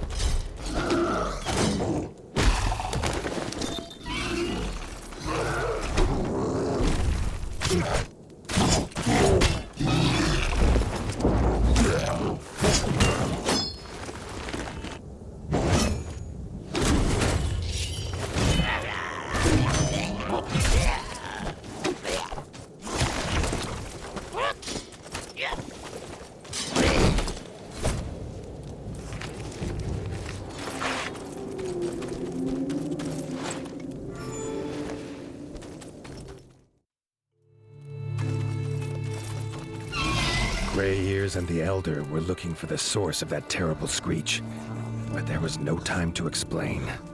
Arlo shouted to Gray Ears to get the villagers to the boats. He and Robin drew their weapons.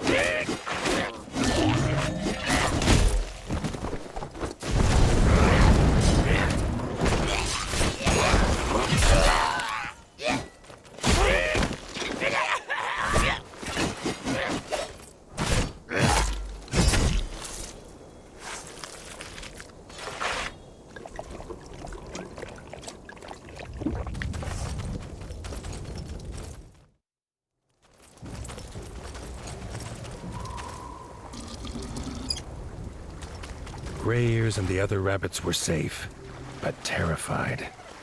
Arlo offered them refuge and a warm welcome at Winter's Edge.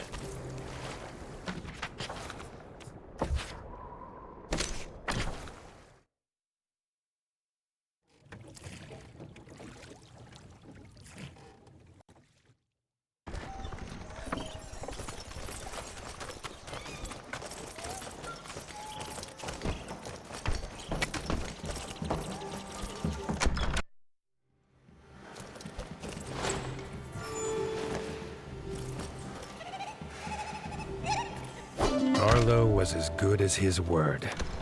He welcomed the rabbits, proud to offer Winter's Edge as a new home for as long as they wished.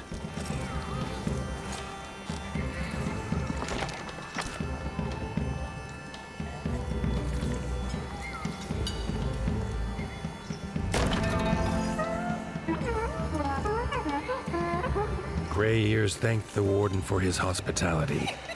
But the droop of his ears and whiskers told Arlo there was a great weight on the rabbit's mind. The ranger could not contain his anger. The Darkwings had taken the Warren, the rabbit's ancestral home. He could not rest here while they spread their filth there. The Warden swore they'd reclaim it together.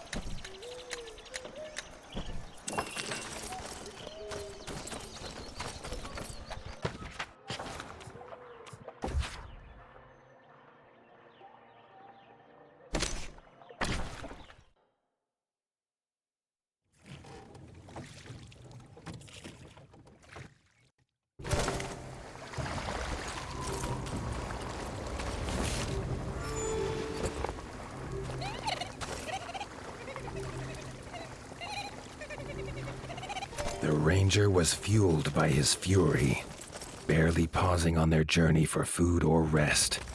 Arlo thought it almost matched his own. What once was a small village was now a foul Darkwing base, with all they needed to launch attacks all across the north.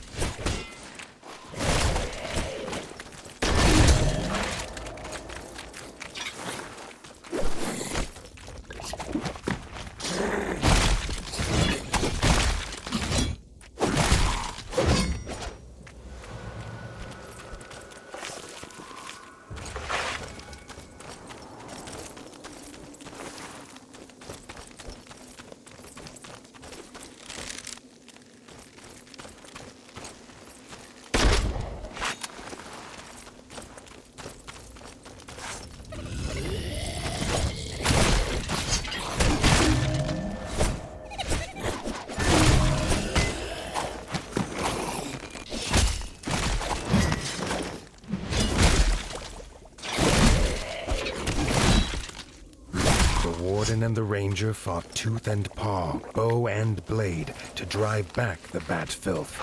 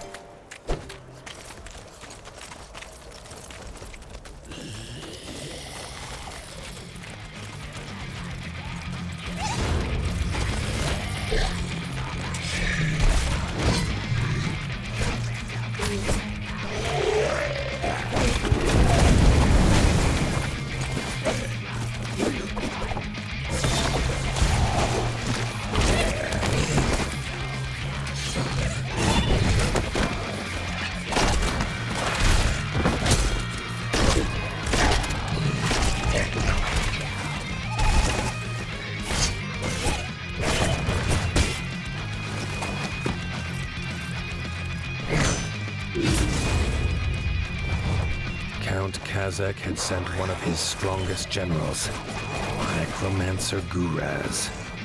His defeat would rob the bats of a great weapon.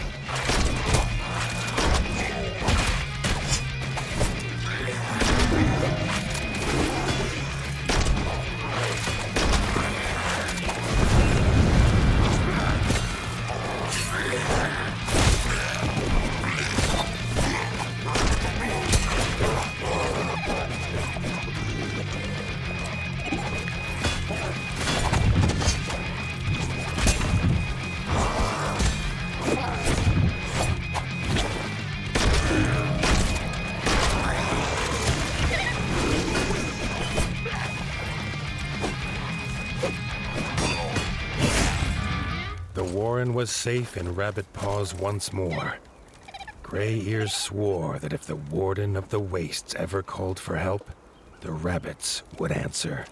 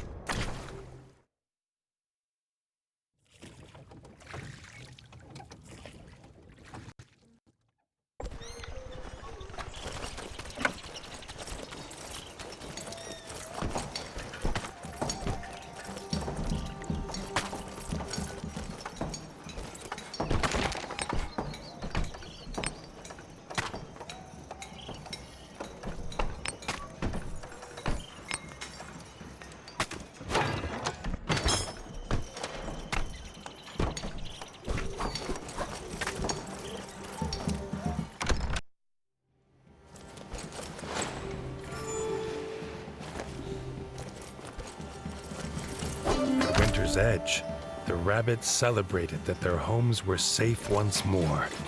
They longed to feel the crunch of snow under paw.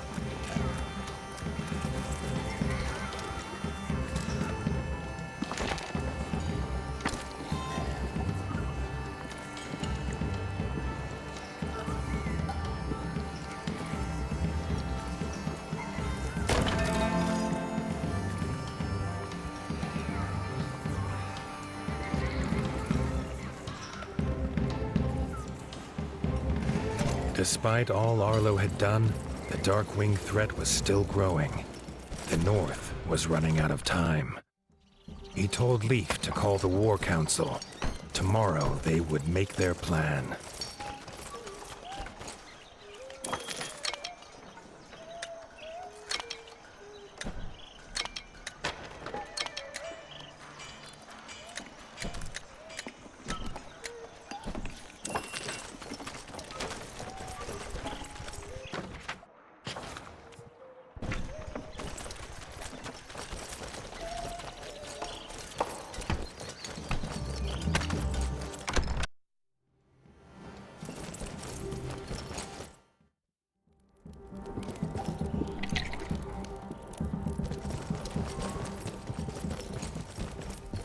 Arlo could not sleep a whisker. He wished more than anything that his father were here to tell him what to do.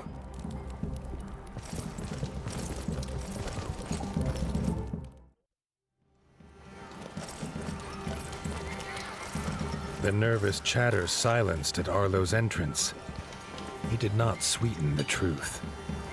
The Darkwing numbers grew. They would return, and Winter's Edge could not stop them alone. He called Robin forward. Arlo was raised on tales of how the North could not rely on Southern kings. But he was desperate. The Ranger was sure King Reggie would prove different. Ordering the council to prepare for war, they set course for the Crimson Keep.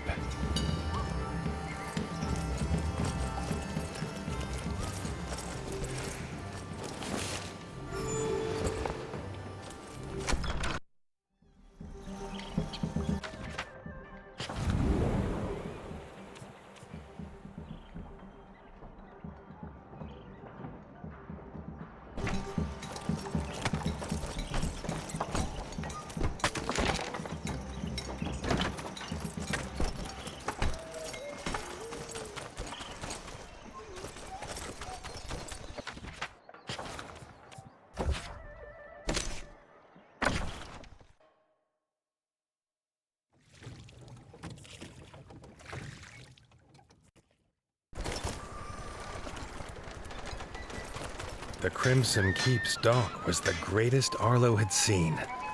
Robin explained it was built by master craftsmoles. He laughed, telling Arlo how ratfolk believed their king paid them by fighting huge warrior moles in an underground arena.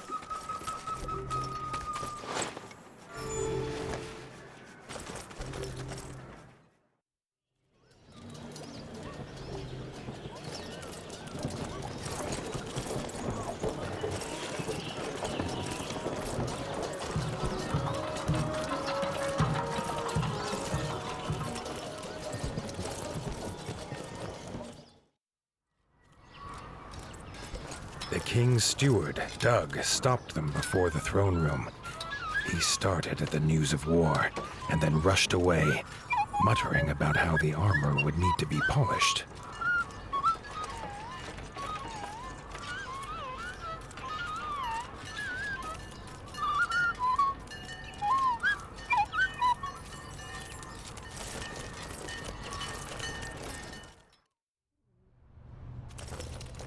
Dennis, the king's brother, was also curious to see this northerner. Dennis missed war.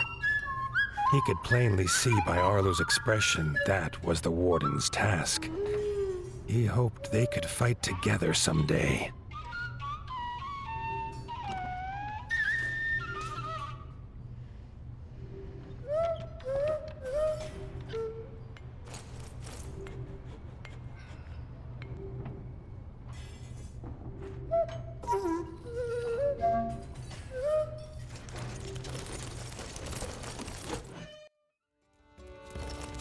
Arlo was nervous to meet this king.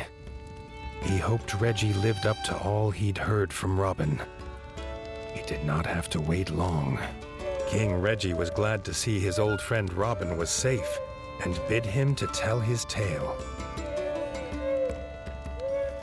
Robin told of the death of his son by the ferocious Darkwings and begged the king prepare his forces to go north. Reggie was sad at the loss of Little John, but said that was not reason enough for the South to join a northern war. The king wished them well and turned to go. Arlo stepped forward, asking what the king would do when there was no Winter's Edge to shield the South. If they sent no help now, the Darkwings would not stop at their borders. Reggie listened to Arlo tell his tale. It brought back terrible memories of a father lost and a land left in ruin. A tale not unlike this young Warden's. He held out his paw in friendship. King and Warden, united, could stop any foe. The southern ratfolk would not simply leave the warmth of their homes for frozen lands they had never seen. A trial by combat would prove his worth. Arlo agreed. He would do whatever it took.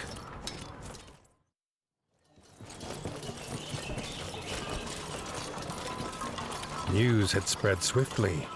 As Reggie led them to the tournament grounds, the streets were already full.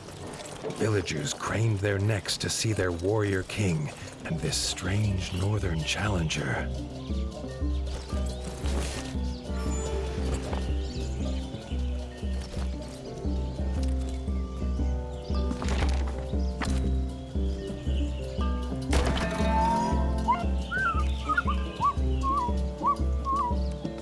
Doug was an unlikely opponent for the first round. His small stature made it hard for him to wield a sword.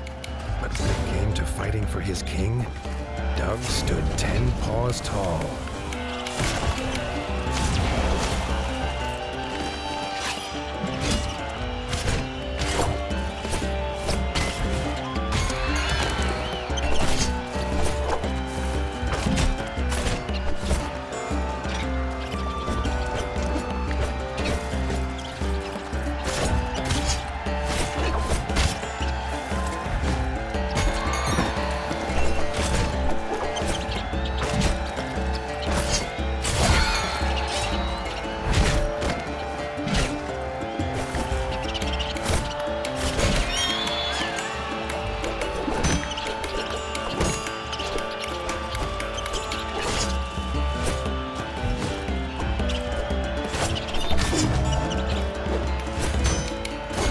was no match for Arlo's superior skill.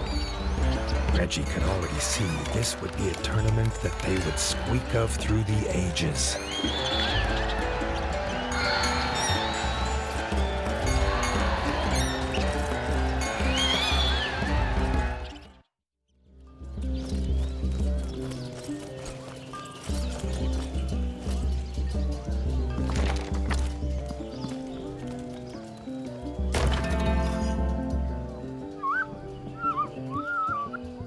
Dennis, veteran of the Green Ward's War and captain of the Royal Guard, would be a true challenge for Arlo. The crowd's cheers for the king's brother echoed off the arena walls.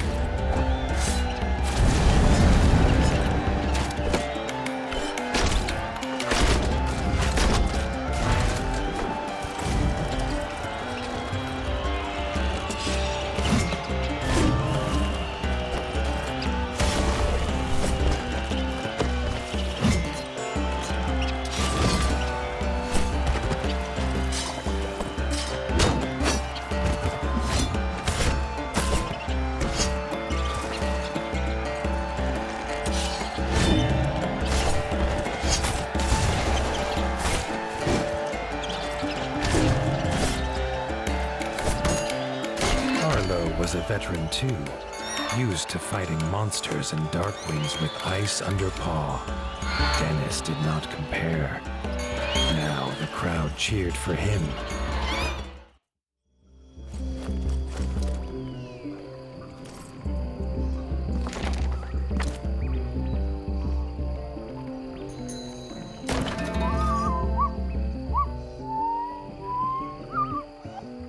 Arlo's final opponent was the king himself. Reggie had seen off the frog invaders almost single-pawed and was beloved by his subjects. This fight would be a tale for their times.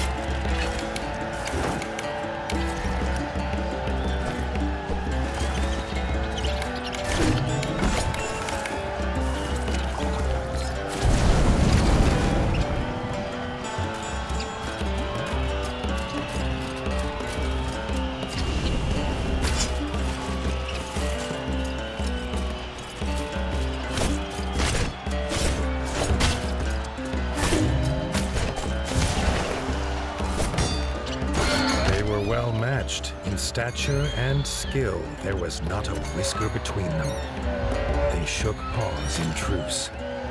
No rat could doubt Arlo's worth now. Reggie said to meet him by the docks.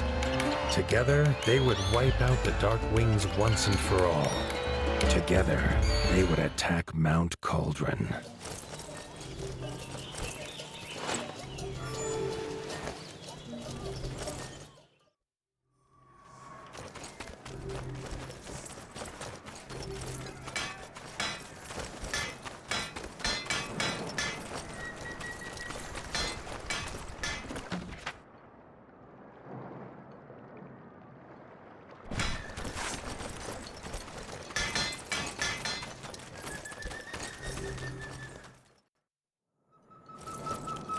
Seeing the king's forces training for battle, Arlo felt the stirrings of something he'd long thought dead in his heart. Hope. At the dock, Arlo's little heart leapt again at the strange contraption. If it was a boat or a house, he could not tell, nor why it had a giant sleeping fuzzlebug atop it. From inside emerged King Reggie. He was not alone. King Reggie introduced Bertle. Arlo felt something comforting in the turtle's presence. Bertle was proud to take the army to Mount Cauldron in his bug ship. They would make camp at Highland View, where Arlo could find them when his forces were ready.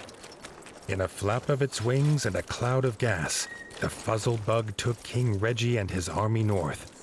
Whatever tasks Arlo had to finish, now was the time.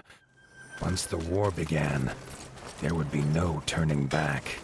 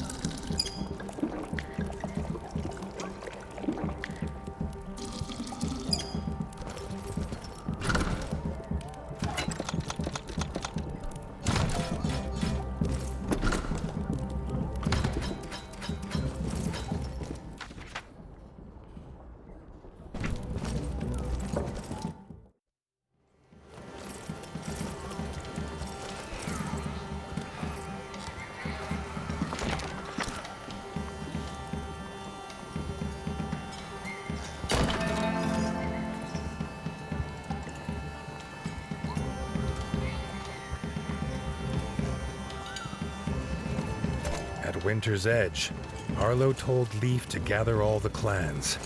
Tomorrow, they would make their war.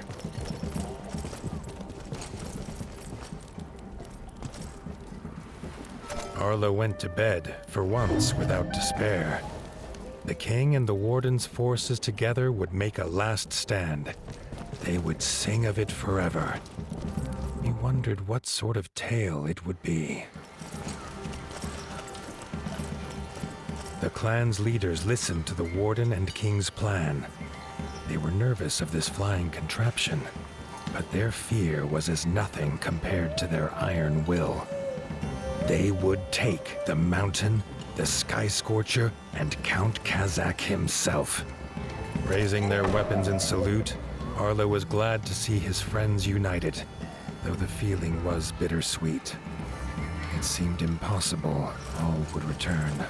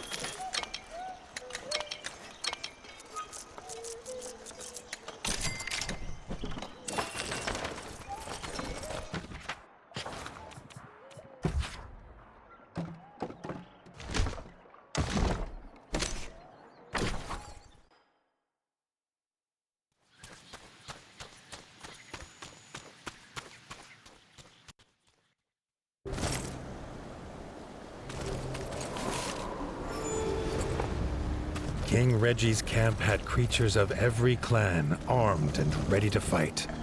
At its heart, Bertle waited. Arlo felt again the sense of safety at the turtle and took it as a good omen. Bertle bellowed the order, and they felt the ground fall away. The ship lurched, as did the soldiers' stomachs. They held their nerve. Against the bats, they would need it.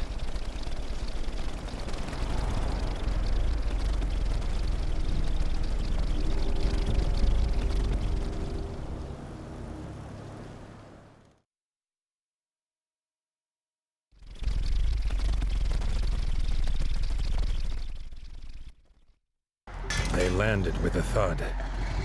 Arlo loved mountains, or had loved the thought of them in the great tales of far away. But this one he did not like at all. Its icy wind chilled more than his fur. They made hasty camp, readying themselves for the fight. Keeping busy stopped the frost from biting.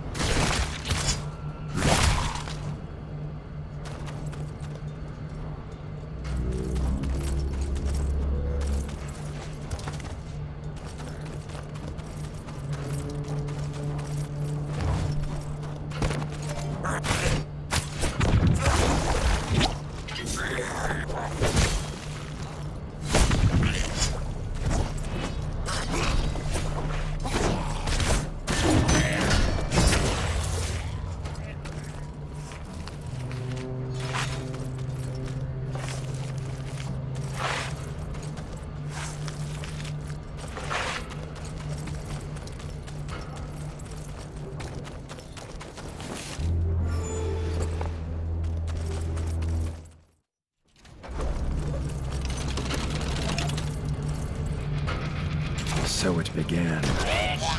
Side by side, the king and the warden hacked a path through the baths to the walls of Cauldron Castle. The way was shut, barred and guarded. Leathery wings beat all around. If they could not open the gate, it would be all for nothing.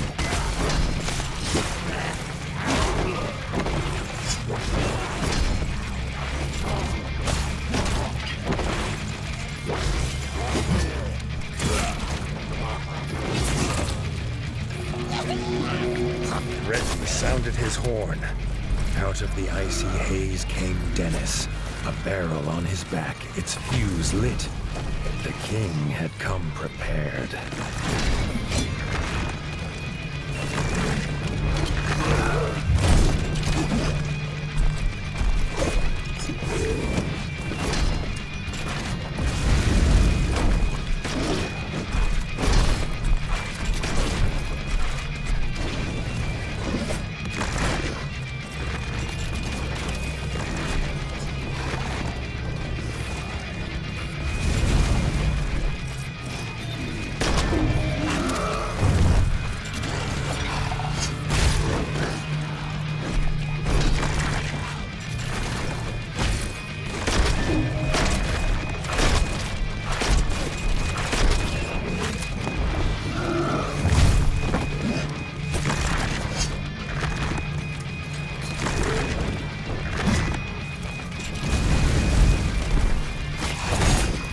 The gate was shattered with a boom that echoed across the mountainside. It was a hammer blow to their enemies' hearts.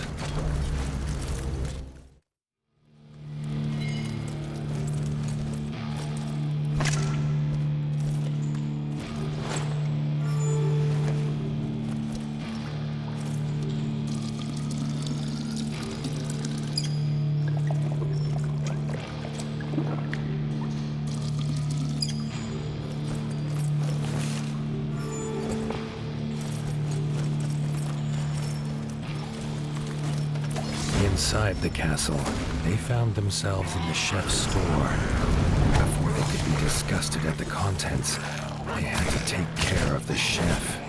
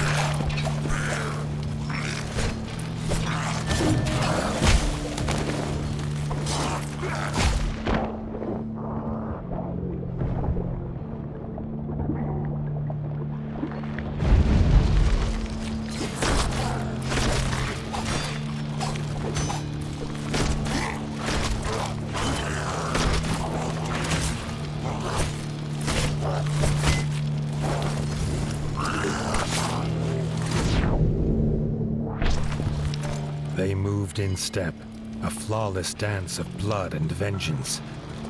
Neither knew that their own blood united them, but perhaps, just then, they felt it.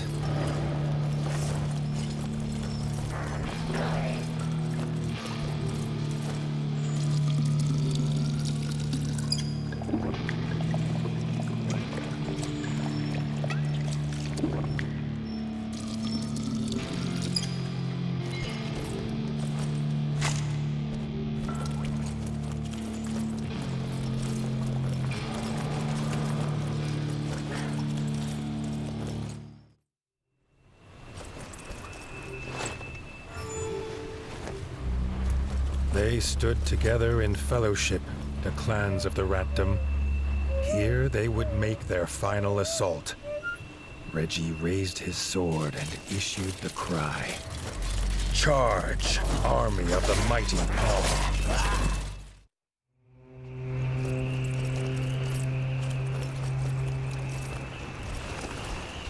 Emerging through the mist at the base of Mount Cauldron, Arlo came upon the king, locked in combat. Count Kazakh and his undead Sky Scorcher. Arlo rushed to his side. But again, he was too late. The Sky Scorcher was gone, flying to the summit with the king in its claws. The despair took hold. Just then, he heard his friends fighting on. He could not abandon them. He stood tall. He would be their captain now, and they would follow, even under the shadow of Dark Wings.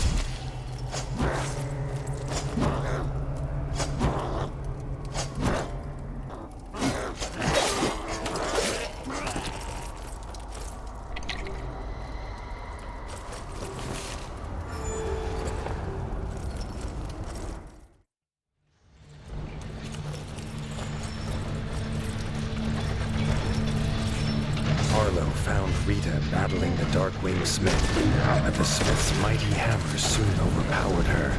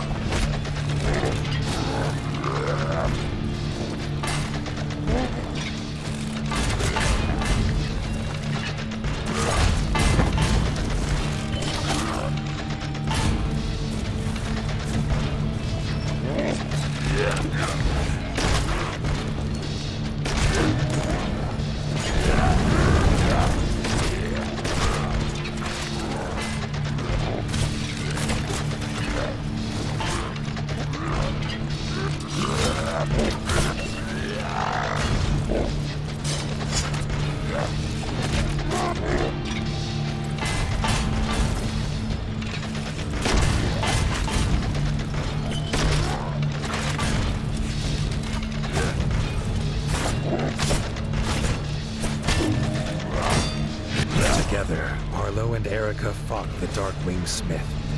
The fiery heat at the heart of the mountain burned hotter than any forge. Rita moved, clutching to life. Arlo ordered Erica to take her to camp. He would continue alone.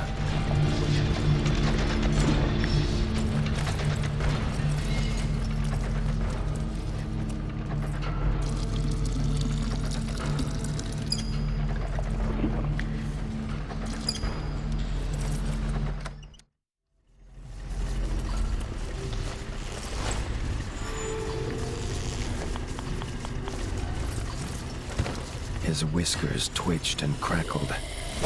There was dark magic here. Sky scorchers in cages, abominations made by some spell.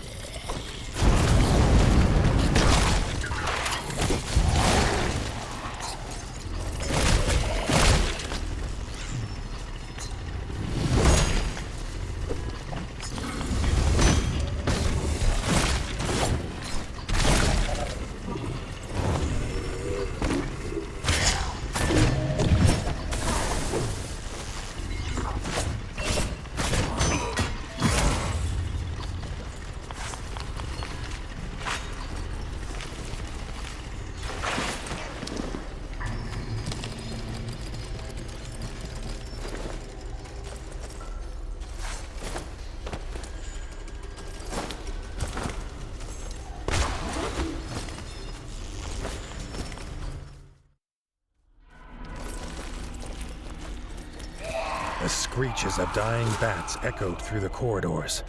He knew these arrows. It was Robin, determined to rescue his king.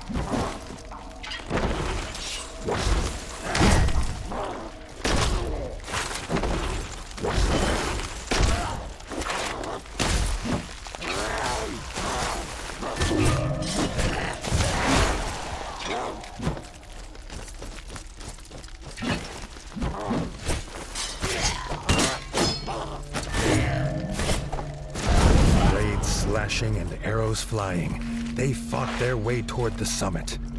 Would the king be alive when they got there?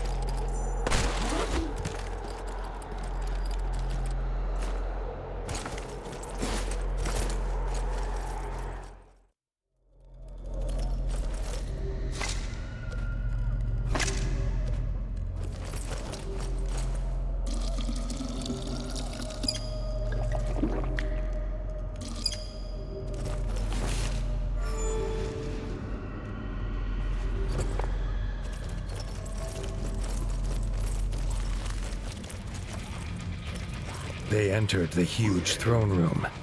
They finally set eyes on the foul, laughing figure of Count Kazakh, sat on his icy throne.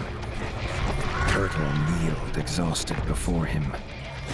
This pained the Warden more than he could explain. Kazakh left his beast to fight them. He had a king to kill. Arlo and Robin fought with all they had, their hope driving them on.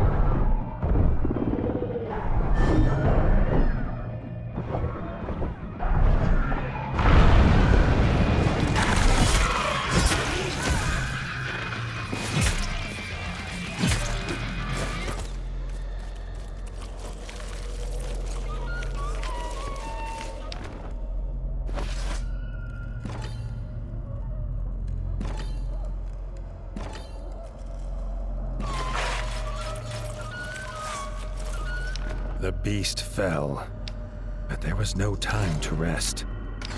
Leaving Robin to tend to Bertle, Arlo headed to the summit to find Reggie.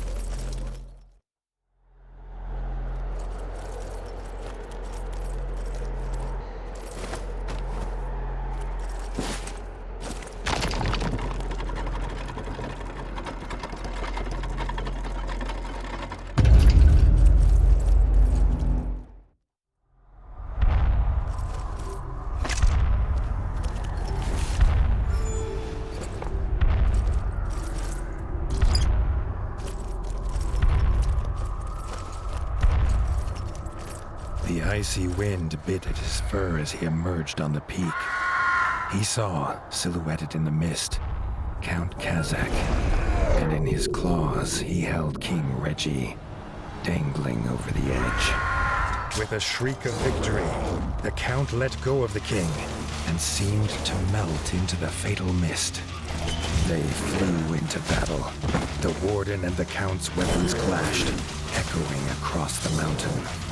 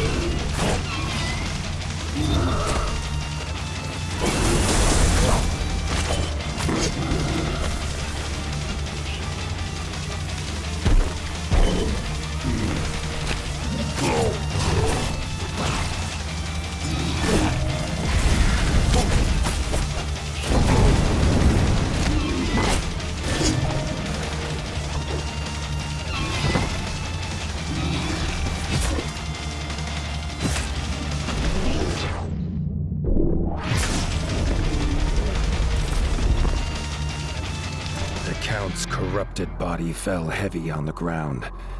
Arlo rushed to the edge, calling for the king, but the only answer in the mist was the icy wind. The war was won, but Arlo could not feel the victory. He barely noticed his friends join him. The Fellowship bowed their heads in honor of their brave king. The tale of this war would be as much of loss as of winning.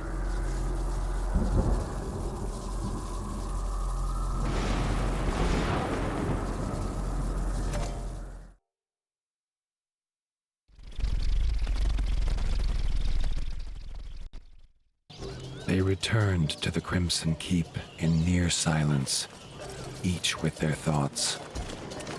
There would be no victory parades.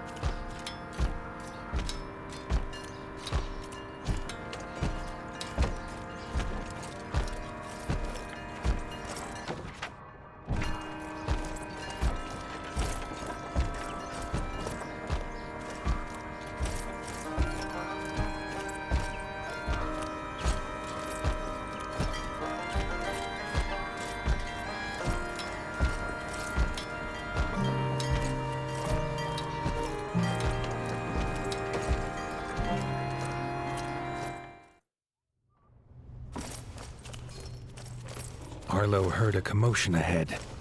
In the throne room were raised voices. Bertel stood in front of Reggie's throne, holding the crown, asking who should now carry this burden. Dennis barged forward to claim it. He was brother of the king. It was his by birth. Robin stepped forward and proclaimed that Arlo was rightfully king. Without him, there would be no kingdom to rule. He had proved himself on the peak. He was not alone. Leaders of the clans stepped forward and echoed their favor of the Warden. Arlo objected. He had no claim here. Bertel slammed his staff into the floor to silence the rising voices. He had a secret to tell. Arlo's father was King Rattus. Bertel himself had delivered him as a child to the Warden. He had a claim, if he was willing to take it. Arlo felt the truth of it, and the paw of destiny seemed to push him forward to take his place upon the throne. Bertel placed the crown upon his head. The weight of rule was his now. Dennis had been forgotten in the shouts of joy from the clans. He raised his blade and swore vengeance. It was his birthright, and he would reclaim it from this usurper. Arlo set aside the Warden and became the king. A new dawn broke over the land, bright and clear. The king sensed it would not last. The promise of his half-brother would surely mean war would come again. But that, as they say, is a tale for another time.